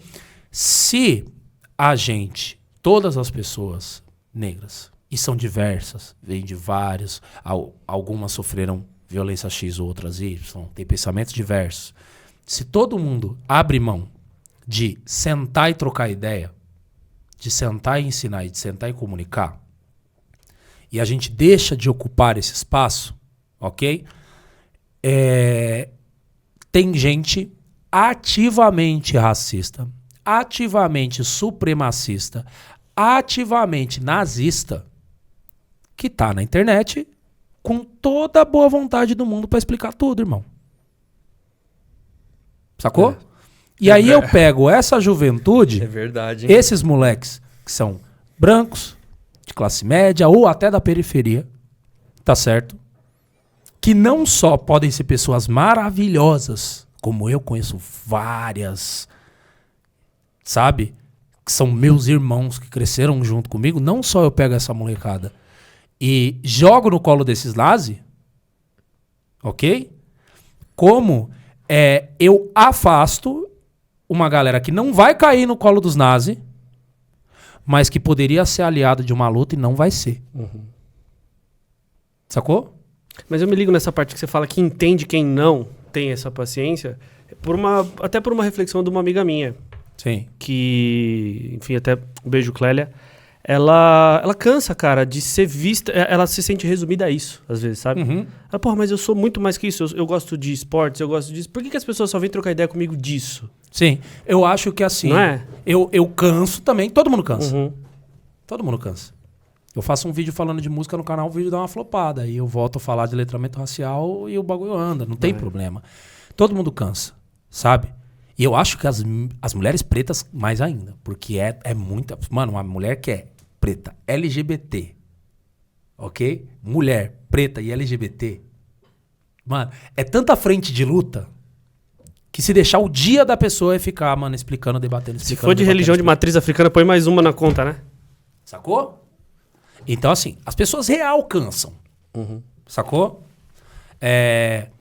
Só que, por um lado, talvez, isso que eu tô falando agora é uma conjectura, eu não tenho nenhuma base, né? Nenhuma autoridade para poder falar isso. Mas talvez seria interessante a gente pensar, alguns projetos já estão fazendo isso, ajuda psicológica, ok? Tem um professor da Universidade Federal Rural do Rio de Janeiro, professor de psicologia, chefe da... Não vou lembrar o nome dele agora também, mas ele é chefe do laboratório de psicologia da universidade. E ele diz que ser negro no Brasil é exatamente igual a viver num constante estado de estresse pós-traumático. Porque você nunca sabe quando vem a próxima violência. Sabe um soldado quando volta da guerra e nunca sabe se uma bombinha que soltou na rua é um tiro? A pessoa nunca sabe qual é essa violência. Então, assim, seria fundamental a ajuda psicológica, sabe? Pra essa galera, tá certo? Só que, mais uma vez repetindo, toda vez que a gente fala de povo negro, tá? Convém nos lembrarmos que o povo negro é tão diverso quanto as pessoas brancas. E se muita gente está cansada, e eu acho que essas pessoas que estão cansadas, psicologicamente cansadas, elas têm que descansar. Eu tomo essas atitudes, eu fico um mês sem postar vídeo às vezes. 2 semanas e tal. Sem postar vídeo, por quê? Porque eu não quero lidar com aquela situação ali, porque o meu emocional precisa sobreviver à internet. Sacou? Mas, do mesmo jeito que algumas pessoas estão cansadas, outras não. Hoje chegou uma pessoa... comentou um vídeo meu e falou, como você é paciente? Eu falo, irmã, você não convive comigo. Sabe? Não sou. Ela vê um recorte seu que é o vídeo, né? Exato. Então, assim, eu não preciso ser paciente 24 horas por dia. Eu preciso entregar aquele conteúdo de maneira paciente. E não tem problema, sabe? Eu não preciso ser 100%. Eu não vou chegar aqui, por exemplo, nesse podcast que entrou nessa onda agora de estamos aqui, ó, tô eu um cara negro, falando de letramento racial com 2 caras brancos, eu nem vou chegar aqui do alto da superioridade, da arrogância, como se eu soubesse tudo, ok? Eu sou o professor de vocês agora. Não, nem isso. Nem por baixo também. É assim, mano, a gente divide a mesma merda do mesmo país. Mas você sabe que você tem um papel importante em ajudar a gente a multiplicar isso aqui, né? Sim. Porque a gente também não sabe tudo. Eu sinto, às vezes, até... Falo, puta... O cara não é obrigado a explicar. Eu falei de novo, eu entendo a pessoa que tá meio que mas nessa. Se ninguém me explica. Mas então. Como? Por isso que a gente viu em você, tá vendo em você alguém pra ajudar a gente a multiplicar isso aqui, né, cara? Eu tô aqui quietinho aprendendo. Mas é através do diálogo mesmo que se constrói, não tem jeito, né? Sim. Tudo na vida foi assim. E o mais louco de eu não ser professor, de eu não ser formado, de eu sempre falar assim, mano, o que eu não sei, o que eu li aqui, ó, o que eu entendi do que eu li, eu vou comunicar e não ficar reivindicando. De vez em quando o pessoal fala pra mim que eu sou educador. Eu falo assim, não sou, e bato na tecla que não sou, porque eu devo respeito a quem fez 4 anos de faculdade e quem tá, mano, lutando dentro das escolas públicas aí do Brasil pra poder manter as pessoas, tentando ensinar alguma coisa, sabe? Ser educador é uma profissão que é Não deveria ser heróica, mas é. Então eu devo respeito a essa galera. Então não vou... Gente, não sou educador. Gosto de falar sobre educação. Posso ser divulgador. Tá ligado? Mas toda vez que alguém chega pra mim pra falar assim, pô, que da hora, mano. Aprendi mais no seu vídeo do que em não sei quantos anos de aula de história. Eu falei assim, tem uma culpa sua, que não prestou atenção na aula. E tem uma culpa da estrutura. Porque a estrutura não foi feita pra você pensar desse jeito. A estrutura foi feita pra você se formar trabalho. Já prestou atenção que a gente sempre pergunta pras crianças, mano? O que você vai ser quando crescer? E o que você vai ser, geralmente, é o trabalho. A pergunta que você tá fazendo pra crescer é assim, qual vai ser o seu lugar no mercado de trabalho? E vai além, né? Porque você dá carrinho, dá bola, e pra menina você dá fogão, dá panelinha. Você meio que já... Seu lugar no mercado de trabalho vai ser trabalho doméstico. Seu lugar no mercado de trabalho vai ser isso. Sacou? Então, e a escola tem muito disso. Por que essa desgraça do novo ensino médio tirou da obrigatoriedade de tudo que te faz, de toda aula que te faz pensar? Mas as escolas, eu tenho uma filha de 5 anos, né? Vai fazer 6 agora. Eu tô tendo que procurar escolas novas, né? Por causa da idade. Sim. Cara, várias escolas agora é formação de CEO desde pequeno. É CEO, literalmente, Sim. Tá? Essa É a visão. uma maluquice tão grande. Tão grande. Velho, eu vivo falando... A galera vive me perguntando se eu sou comunista. Porque eu vivo largando a lenha no capitalismo. Eu não consigo entender. Eu não consigo entender um hospital sendo gerido por uma lógica de dar mais lucro. Eu não consigo entender. De vez em quando eu pergunto pra galera assim, ó. Deixa eu perguntar. Você consome água em casa? Correto? Chega a conta. Né? Quanto veio no mês passado a conta do ar que vocês respiram em casa? Veio quanto? Não veio, não tem. Não veio? Não, do ar? Não. Agora, não veio conta de ar por quê? Porque o ar existe, tá na natureza, é fundamental para a sua sobrevivência e tá aqui. Não veio, né? Aí eu pergunto para você, se existe na natureza, é fundamental para a sobrevivência de qualquer pessoa, ok? E por isso que não tem conta, que você não paga por isso? Por que você paga a conta da água? Aí você pode me responder assim, não, Arap, eu pago a conta da água porque a água existe, só que ela tá lá no lago, no rio. Ela tem que passar por um processo de tratamento, tem profissionais para tratar a água, tem profissional para poder consertar o cano, para poder trazer ela até aqui a porta da minha casa. Ok, concordo com você, que não pode ser completamente de graça. Mas por que a empresa de água dá lucro? Por que a empresa de água tem investidor? Tem IPO, tem ação. Por que a empresa de água dá lucro, briga com o governo para aumentar a taxa, para obter mais lucro, sendo que tem gente que não tem o que comer, mano? E se você não pagar a conta, eles cortam a sua água. Sabe o quanto de família... Sabe quantas vezes cortaram a água da minha casa quando a gente era criança? Imagina minha mãe com 5 filhos, sem água dentro de casa. Sem água para fazer comida, sem água para dar banho, sem água para lavar a bunda do neném. E porque realmente não tinha dinheiro para pagar a conta d'água, que entre essas contas é a mais barata. Mas ainda assim é um absurdo. 10% do salário mínimo. Em média. Água. Então, óbvio que eu não acredito num mundo onde vai ser todo mundo igual. Eu acredito num mundo que a gente possa construir um mundo em que a gente dê a mesma base para todo mundo. E aí, se você quiser ser um cirurgião, você vai estudar pra caramba e vai ser e vai ganhar bem por isso. E se você quiser vender miçanga na praia, meu mano, tá tudo certo. Desde que todo mundo parta da mesma base.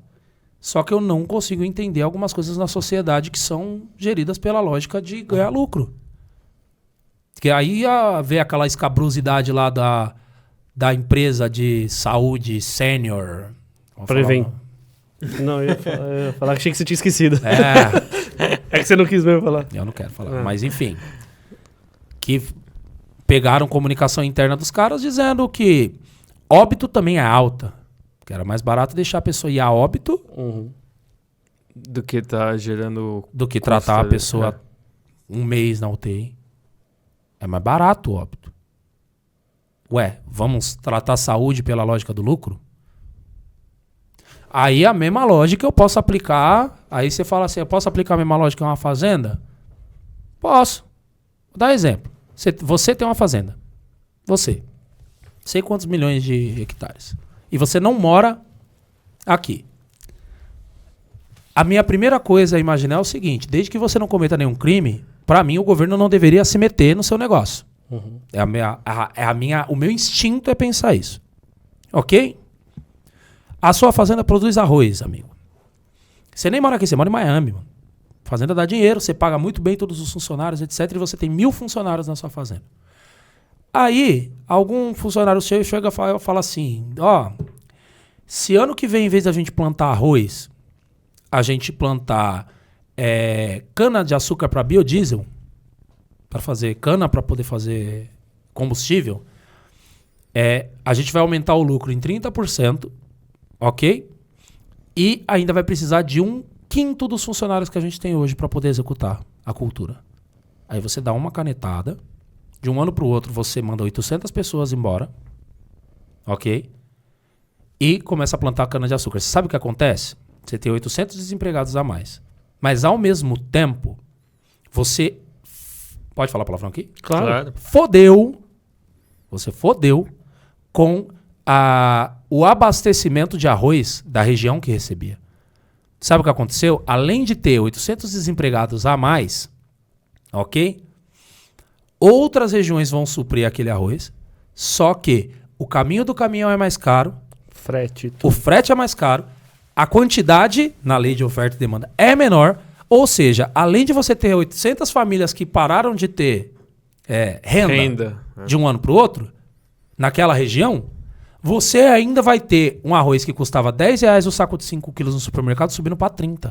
Causa um desequilíbrio total. Porque, até porque esses desequilíbrios de preço, eles são meio elásticos, né? Tipo, ele vai subir, ele sobe para 30, aí abaixa um pouco, aí faz aquilo até estabilizar. Mas mesmo assim, você tirou comida da mesa das pessoas. Aí eu pergunto, devemos deixar que uma pessoa tenha poder para dar essa canetada que você deu? Eu não sei, mano. Eu não sei. Olhando pela lógica do lucro do negócio, sim, é seu negócio. Você tem direito de ganhar mais lucro. Só que você tem direito de ganhar lucro em cima da fome das pessoas? Eu não sei se tem. Mas até isso não é ser comunista, né? Convenhamos. Se te chamam de comunista por isso, é um raciocínio. Não, mas que isso que eu falei agora, por exemplo, você não deixar, por exemplo, um cara ser dono de uma fazenda, por exemplo, está dentro do comunismo. Quando você fala de propriedade privada no comunismo, você está falando assim, não é seu carro. Não, mas aí também é os 800 que foram mandados embora, mais os 200 ganhando em cima do... Aí seria mais comunista. Não. Aí é que comunismo é uma utopia. Ninguém nunca... Do mesmo jeito que a democracia, que eu expliquei lá no começo, que é uma utopia que a gente quer chegar, mas a democracia que a gente tem não é. O que melhor funcionaria, né? Se fosse... Quando você fala disso aí, o que eu vejo dentro... Por que eu falo que eu não sou comunista? Eu não tenho um estudo suficiente ainda dentro do tema, etc. E tem algumas coisas que eu não concordo. Tá ligado? Tem algumas paradas que eu não concordo. Mas essa parte eu falo assim, mano... Meio de produção, pra mim podia ser tudo... Como é que chama? Cooperativa. Podia ser tudo. Por que eu vou deixar uma pessoa... Porque tem uma parada, mano, que é assim. Dinheiro.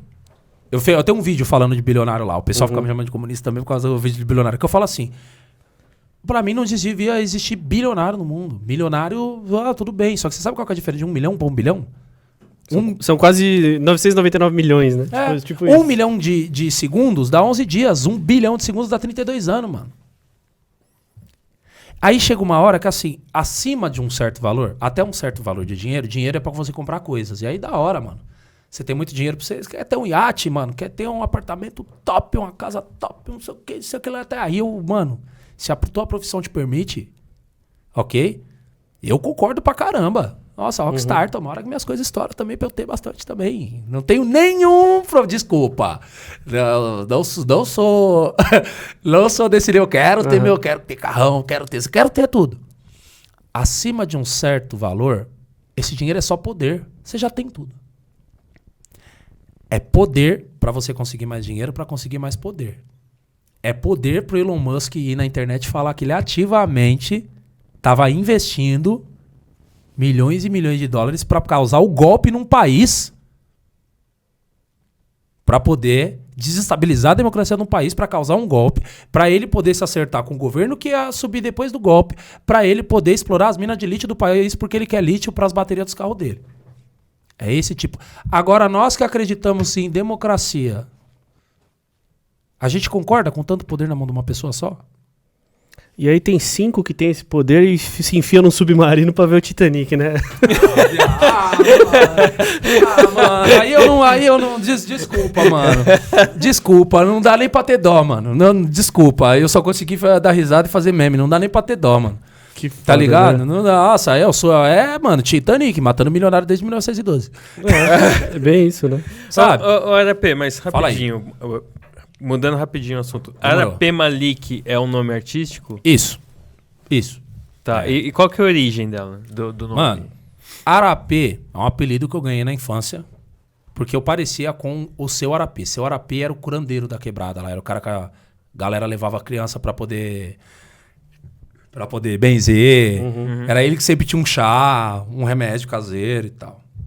Eu tinha um olho mais puxado e tal, usava trancinha.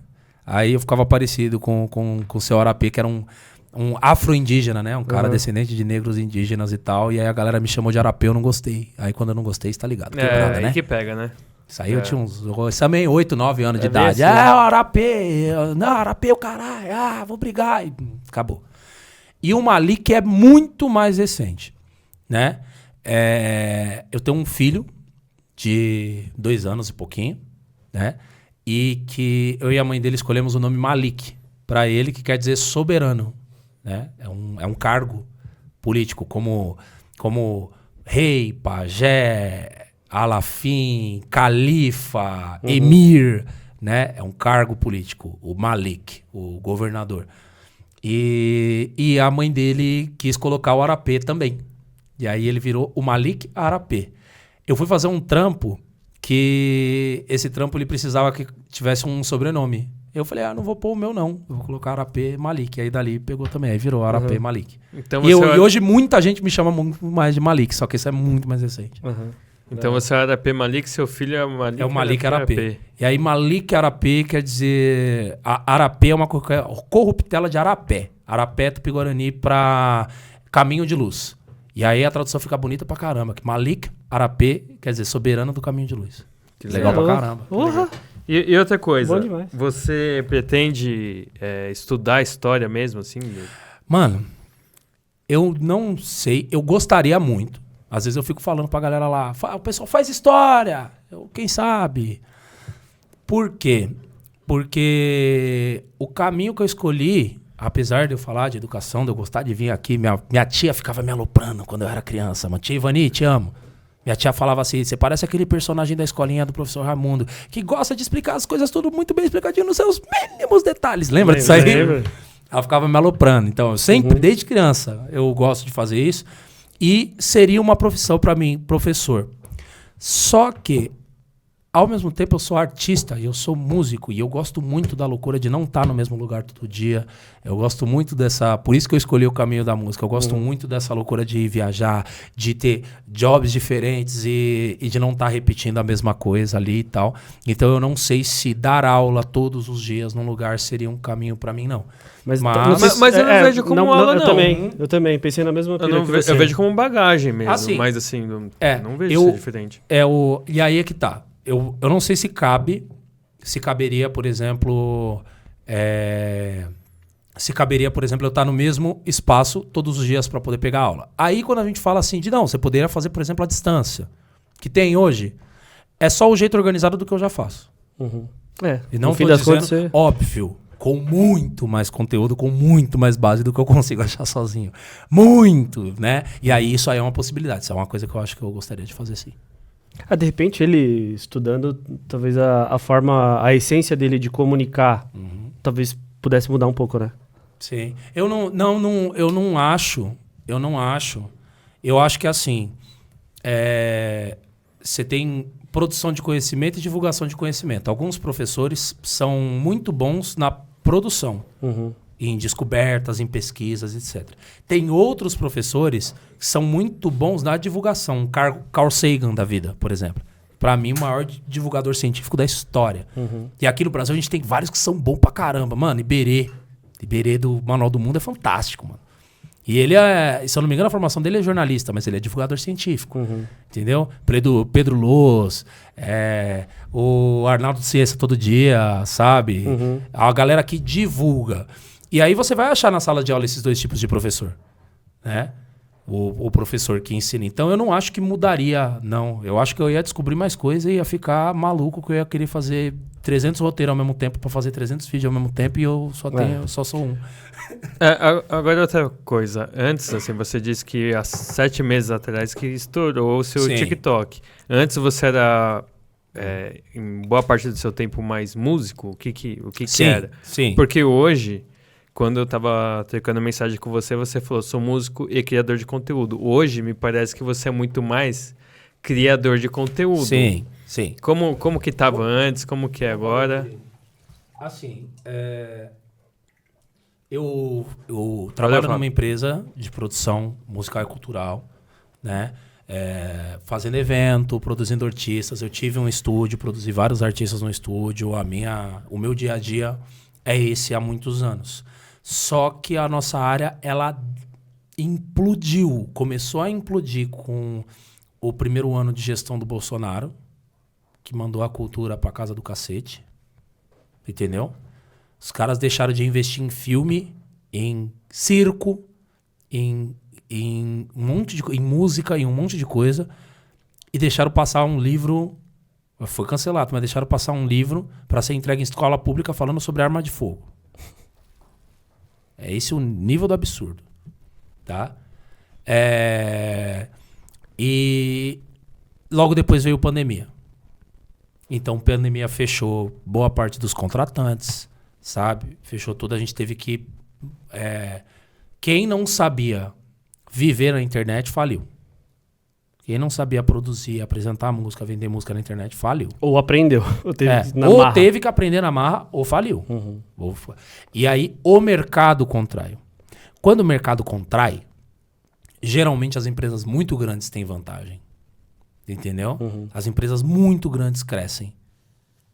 As médias se seguram para não falir, as pequenas, a maior parte vai pro saco. A gente tá num prédio, por exemplo, que tinha se eu não me engano, o número é esse. Depois eu confirmo, mas assim, eram 40 startups de cultura, produção musical, conteúdo, etc.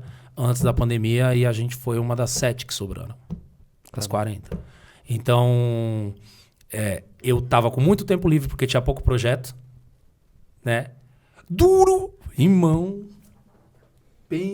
Pensa, mano, sem dinheiro pra nada, assim, pouco projeto, sabe? Um pouquinho de dinheiro que chegava, mandava pras crianças, tá, isso, aquilo, pagava as contas pra não morar debaixo da ponte e esperando, e foi uma dessas coisas que fez surgirem os vídeos também.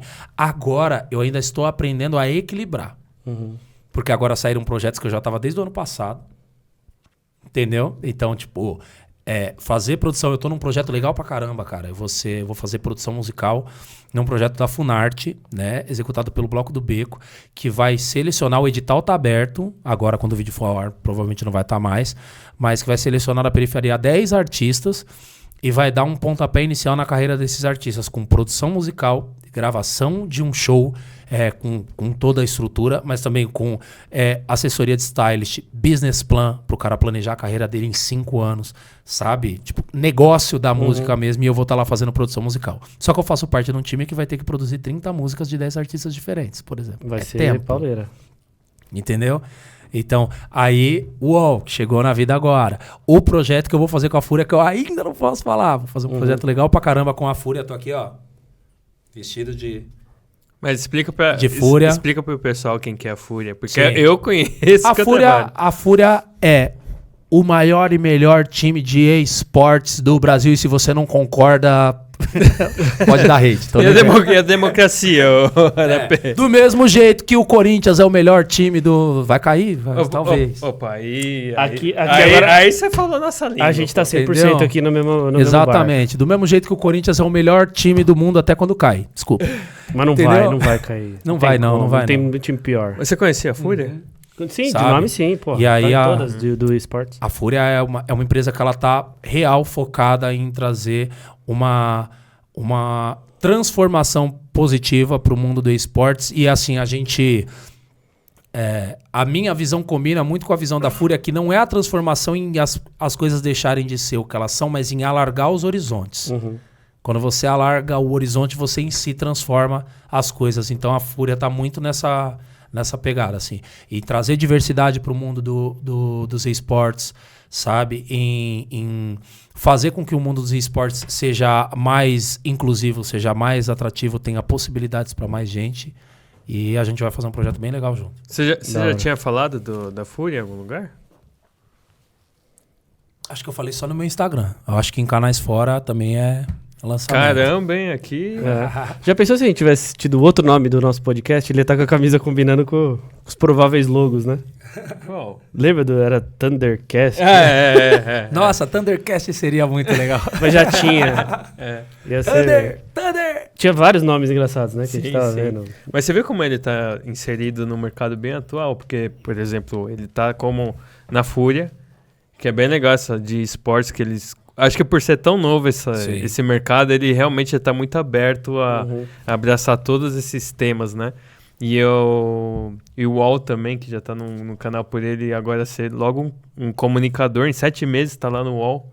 Sim. Cara, isso é muito legal, né? Você tá tateando as novas tendências e não deixando de fazer, acho que é uma premissa sua, né? Fazer tudo. Não falar assim, peraí, agora eu sou isso. Ou eu sou aquilo. Também? Esse ano eu lanço o livro até o final do ano. Pô, lança aqui. Crônicas, poesias, pode ser conversado, que não sou eu que mando lá. Pensou, ele chega aqui, ele abre a porta e lança. Toma aí. Sabe? O pessoal sempre fala assim, mano, você faz um monte de coisa. Tipo, lá na empresa que eu trabalho, por exemplo, eu faço design pra empresa. Eu faço projetos de design pra empresa. Eu faço um monte de coisa lá. Que é aquela história que eu falei do hip hop. A gente aprende tudo que a gente não tem dinheiro pra pagar. Aí depois vai se enfiando em tudo. E é aquilo... Eu sou meio avesso. É que o mundo do jeito que ele tá organizado hoje, ele precisa te rotular como alguma coisa. E tá tudo bem. Só que eu não gosto de deixar esse rótulo virar o meu norte. Você não gosta de se definir pra não se limitar, é isso? Eu quero fazer tudo que eu quiser e tiver tempo, mano. Se amanhã depois eu quiser, mano, pintar a parede, quiser, fazer quadro, se eu quiser pular de pra corretagem ou não? Se eu quiser, mano, não, mano. Nossa, tem essa história, né, mano?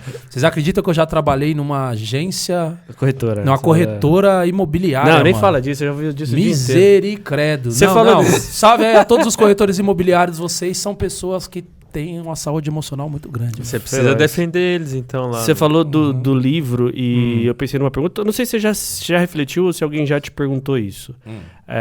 Me chamou a atenção, aos 6 anos você não era Arapê ainda, você era... Não, eu virei Arapê aos 8. Como que é o seu nome de batismo? Victor.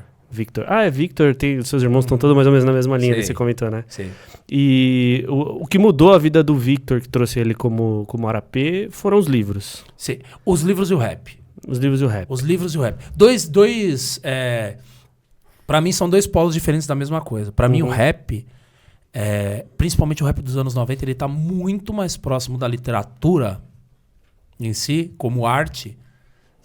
Tanto que assim, cara, o maior prêmio da carreira do Kendrick Lamar não é o Grammy, é o Pulitzer. Todo rapper, né, ele é em si um escritor. Sabe? Mano Brown é em si um escritor, sabe? Um cronista. Então, pra mim, são 2 polos da mesma moeda, assim. Música e literatura. Certo. E, tentando fechar, sem fechar seu arco narrativo histórico, você já parou pra pensar o que teria sido se você não tivesse ganhado os livros lá atrás? Enfim. Essa eu vou até me dar um pouquinho essa pergunta. Eu vou falar, dentro lá da... Não sei se essa parte da sua vida foi mais vivida em Itaquera, Sim. de literatura, Sim. tudo. Mas a comunidade, o pessoal em torno, tinha bastante gente interessada igual você, assim? Mano, se não tivesse chegado, não faço ideia. É muito naquele campo, sabe aquele campo de quebrada, tipo, mano, se minha mãe tivesse 2 rodas, eu era uma bike? É tipo, muito assim, eu não faço ideia do que seria. Existe uma possibilidade de eu ter ido pro crime, existe uma possibilidade de não. Eu tinha muitos amigos em volta, perdi muitos amigos, estive muito próximo. Você podia ter sido um corpo daqueles que você pulou. Real, existe essa possibilidade, ou não também, mas assim, eu não faço ideia, sabe? Eu realmente seria outra pessoa, isso com certeza absoluta. Dá pra dizer então que isso te salvou.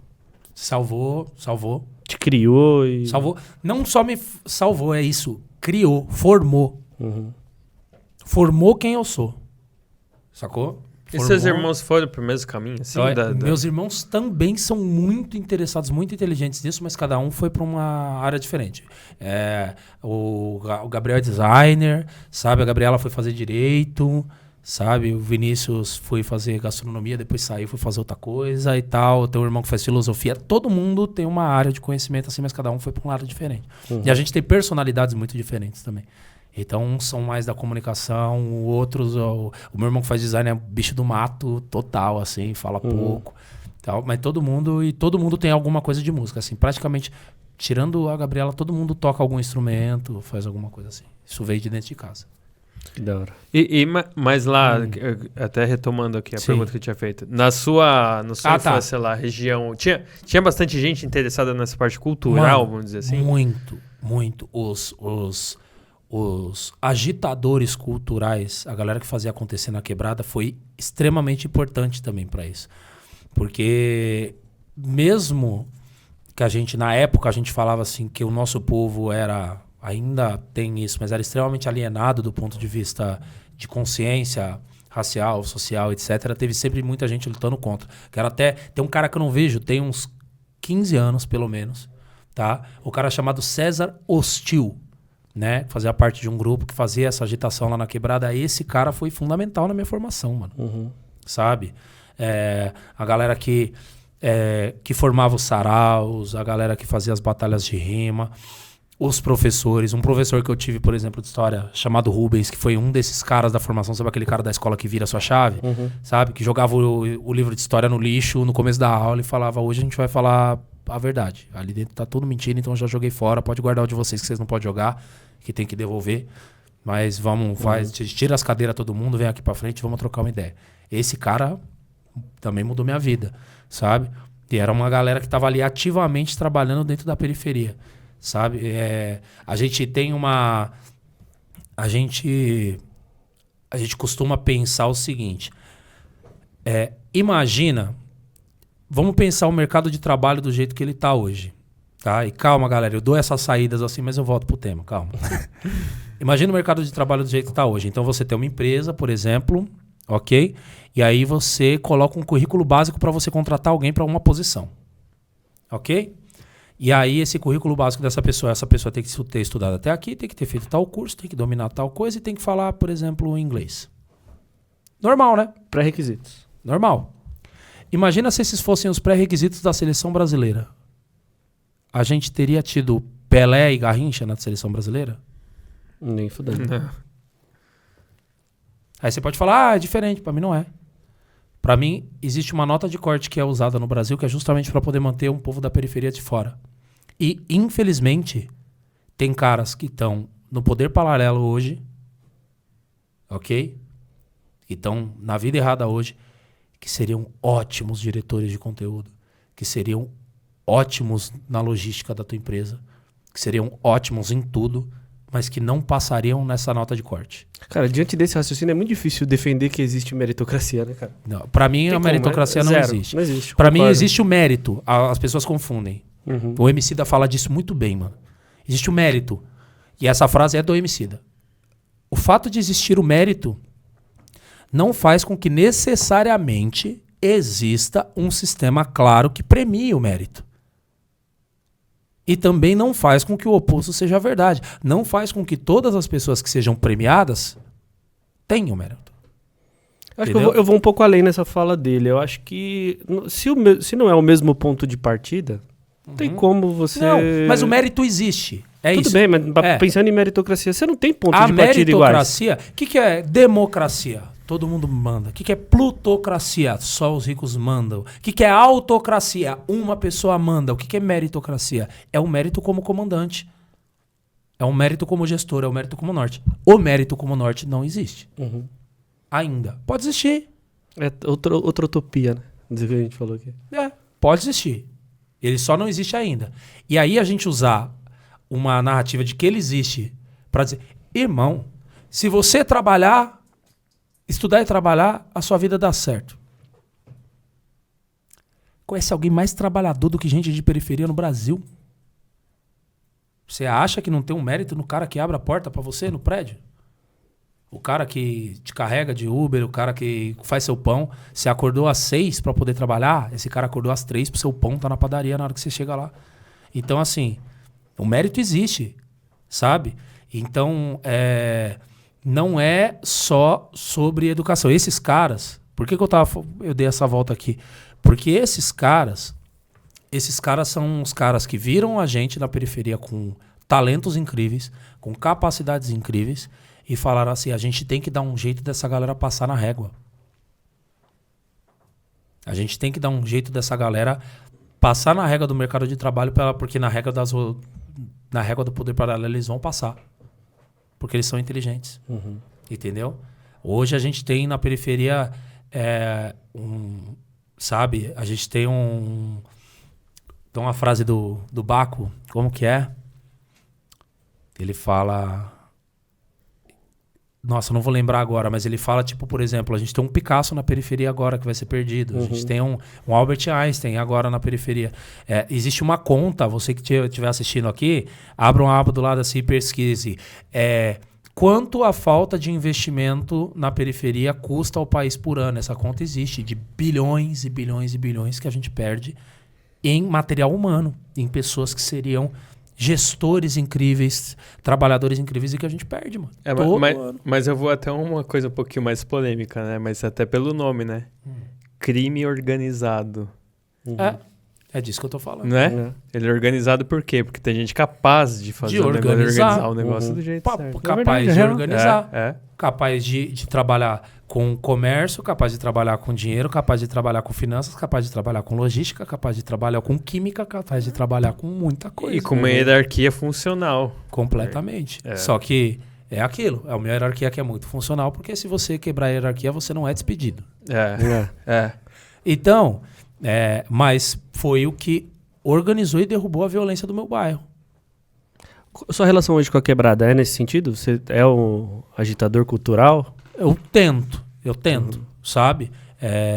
Hoje, o meu trabalho... Durante muitos anos, o meu trabalho foi muito mais ser o rato de estúdio, foi ser o cara que estava ali produzindo outros artistas, foi o cara que estava ali produzindo no fechado, entendeu? E participando, mas, por exemplo, hoje eu participo de uma festa que chama Point Black.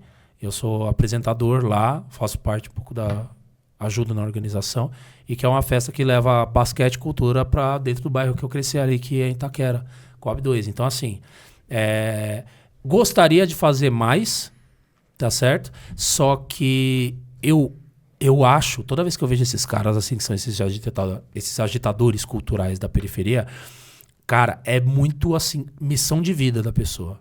Porque é uma parada que demanda tanto tempo que a pessoa não faz mais nada. Sacou? Então, eu ajudo algumas coisas, eu tento fomentar e tal, mas eu não consigo estar 100% lá. E aí, assim, o que eu faço? Pô, eu tô comunicando, eu tô fazendo música. Puta, conta com o meu trabalho pro que precisar. Entendeu? E, óbvio, né, mano? E tá na quebrada. E, tipo, hoje eu moro no centro por conta de trampo, mas, tipo assim, tentar todo final de semana, se não der pelo menos 2 por mês, ir pra minha quebrada, comer um churrasquinho lá no bar do Ivo, sabe? Tá com a minha rapaziada lá. E eu acho que isso é fundamental. A ligação que se você perde... Não dá pra esquecer de onde veio, né? Mas ele demanda tanto quanto fazer corte de... Demandar mais, mano. Demandar mais. Pensa, velho. Pensa que, tipo... Não, eu tô brincando. Pensa que, mano, um cara desse daí, por exemplo... Esse cara que eu citei, o César Rothschild, mano, eu tinha 15, 16 anos de idade, eu batia na porta do cara 3 vezes por semana. pra perguntar coisa, pra trocar ideia. E não era só eu, era 200 caras indo na porta desse cara. Você ia muito lá pra região de Arthur Alvim? Sim. Nossa, arrumei muita treta ali, já saí na porrada muito ali. Os meus avós eram de lá, atrás daquela caixa d'água grandona que tem hoje. Sei. Que depois virou estádio, né? Sim. Arthur Alvim, que é forte em batalha de rima? Sim. Mano, a leste inteira. Né? Arthur Alvim, né? tem uma batalha grande na Guilhermina, tem uma batalha grande no Arthur Alvim, tem uma batalha grande dentro da Coab, da Coab 2, né? Se eu não me engano, tem na Coab 1. Mano, periferia inteira. Tem batalha, tem slam de poesia, sabe? Tem muito. Periferia inteira. A leste assim, Itaquera ali, aquela região, é um pedaço da leste que eu vivi, que eu conheço mais. Mas eu sei que tem muita coisa, por exemplo, em São Mateus. Tem muita coisa na cidade de Tiradentes. Tem muita coisa em São Miguel, a leste inteira. Periferia inteira. Né? Do mesmo jeito que tem muita coisa na Pedreira, tem muita coisa no Capão, no Campo Limpo, na cidade Ademar, na Sul, na Oeste. Mano, tem muita criação na periferia. Eu acho que tem muita gente lá na periferia, por exemplo, que às vezes acha... Um grupo de dança, alguma coisa artística, uma oportunidade de fazer alguma coisa, e está expressando ali uma potência que talvez fosse até para outra coisa. Nesse momento tem um cara que está escrevendo poesia, ele nem é tão bom em poesia. Ele seria o melhor diretor de compliance que uma empresa no Brasil poderia ter. E ele está lá exercitando poesia porque esse cara tem tanta potência dentro dele que ele precisa exercitar em alguma coisa. E a oportunidade que chega, às vezes, é através da arte. Ao mesmo tempo que a gente tem uma geração de artistas no Brasil frustrados. Porque a arte no Brasil, ela demora muito para pagar a conta. Às vezes ela não paga a conta, não sei. Eu conheço caras que pagam as contas dignamente com um saláriozinho de classe média no Brasil, que mereciam estar lotando estádio. Pela capacidade técnica, pelo talento. É foda, né? Muita gente não acontece, né? Mas a gente tá caminhando agora pro final. Faltou você falar alguma coisa? Você queria falar alguma coisa? Faltou alguma coisa? Sei lá, mano. Bom, sei também lá, se faltou. Mas se também faltou, vai no canal dele lá, porque... Demorou. É um canal muito foda. Divulga... Tem uma galera que tá ouvindo a gente. É legal você falar suas redes sociais também. Sim. Toda a rede... Ó, você pode procurar no Google.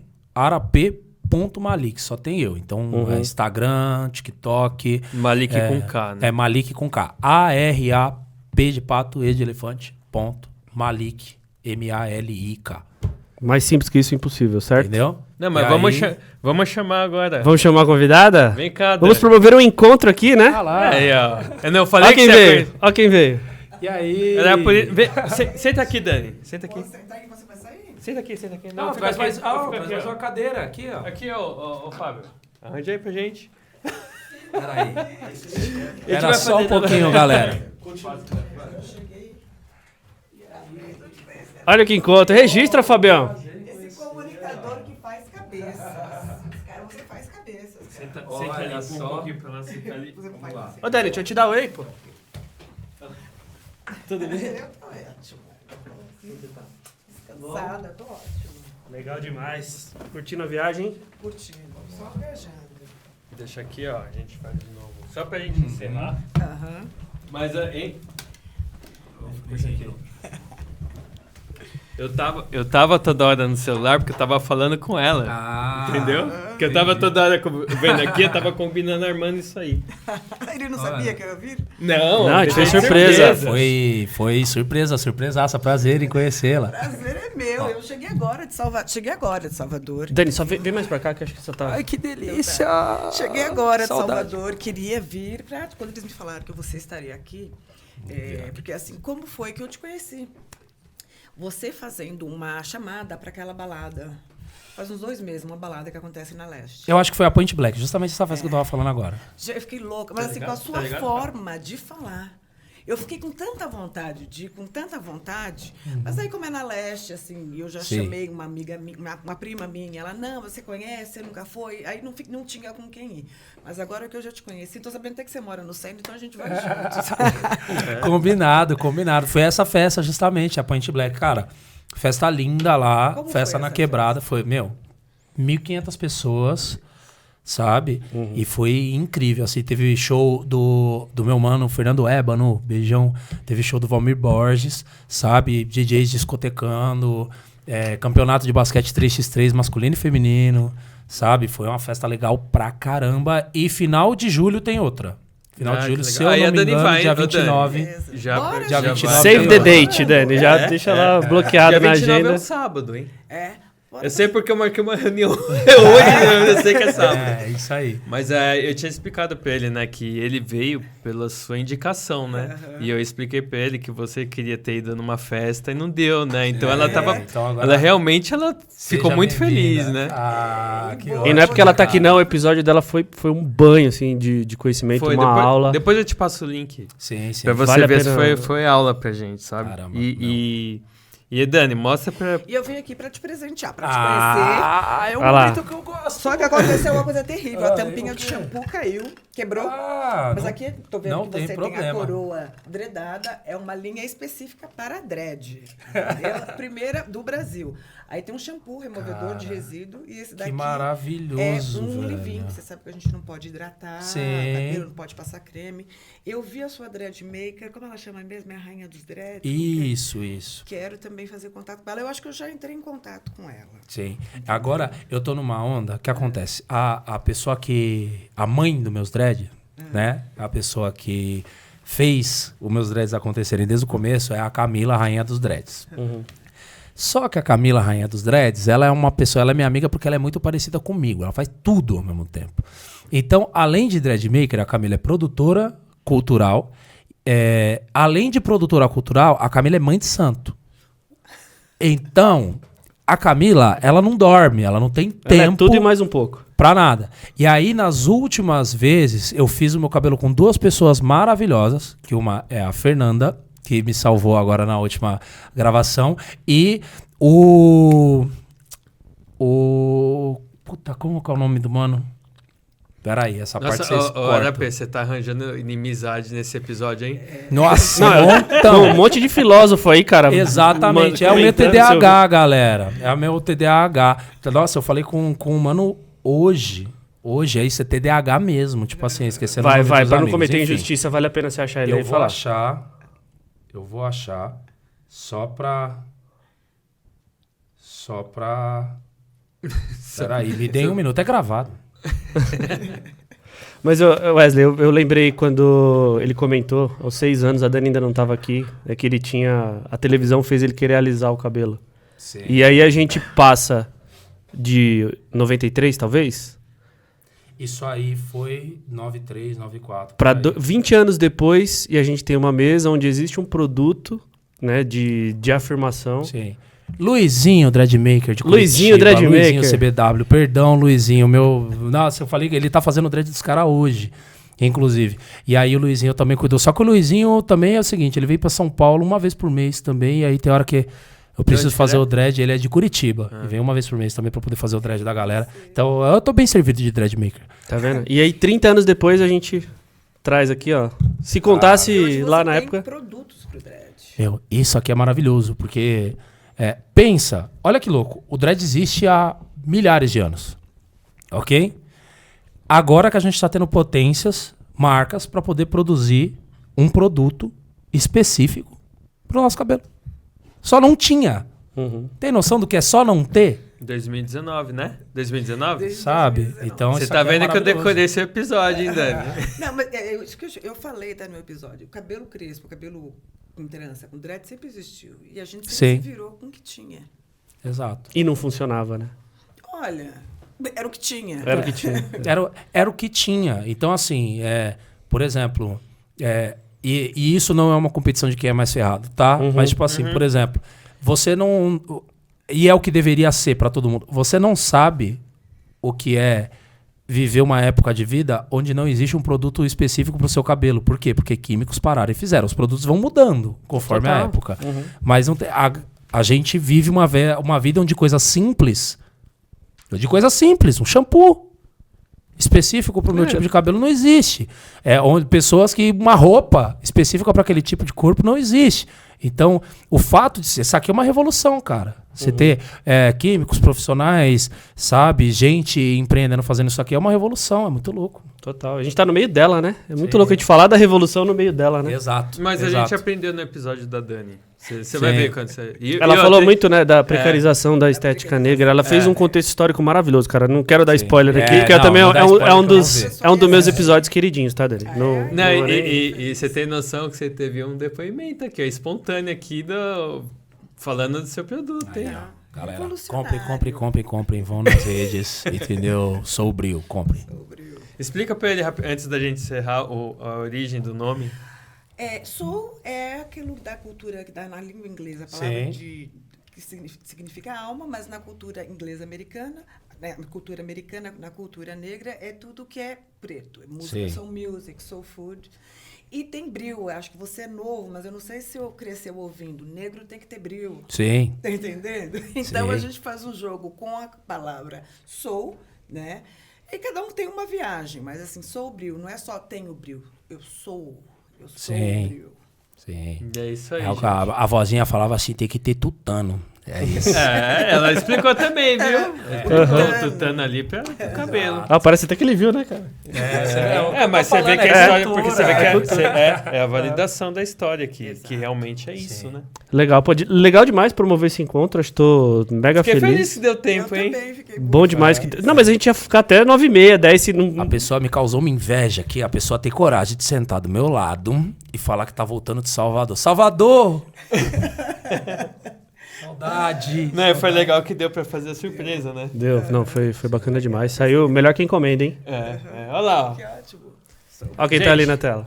Vamos aí? É isso? Vamos nessa? É isso. Gente, obrigado, né? Encerra aí. Valeu pra todo mundo que chegou até aqui. Não deixe de se inscrever nos canais do Papo de Escada e dos nossos convidados também. Todos os links vão estar na descrição deste vídeo. Não esqueça de compartilhar. A gente falou aqui no episódio, né? Mas eu não uso dread e não tenho cabelo afro. Mas você conhece quem tem.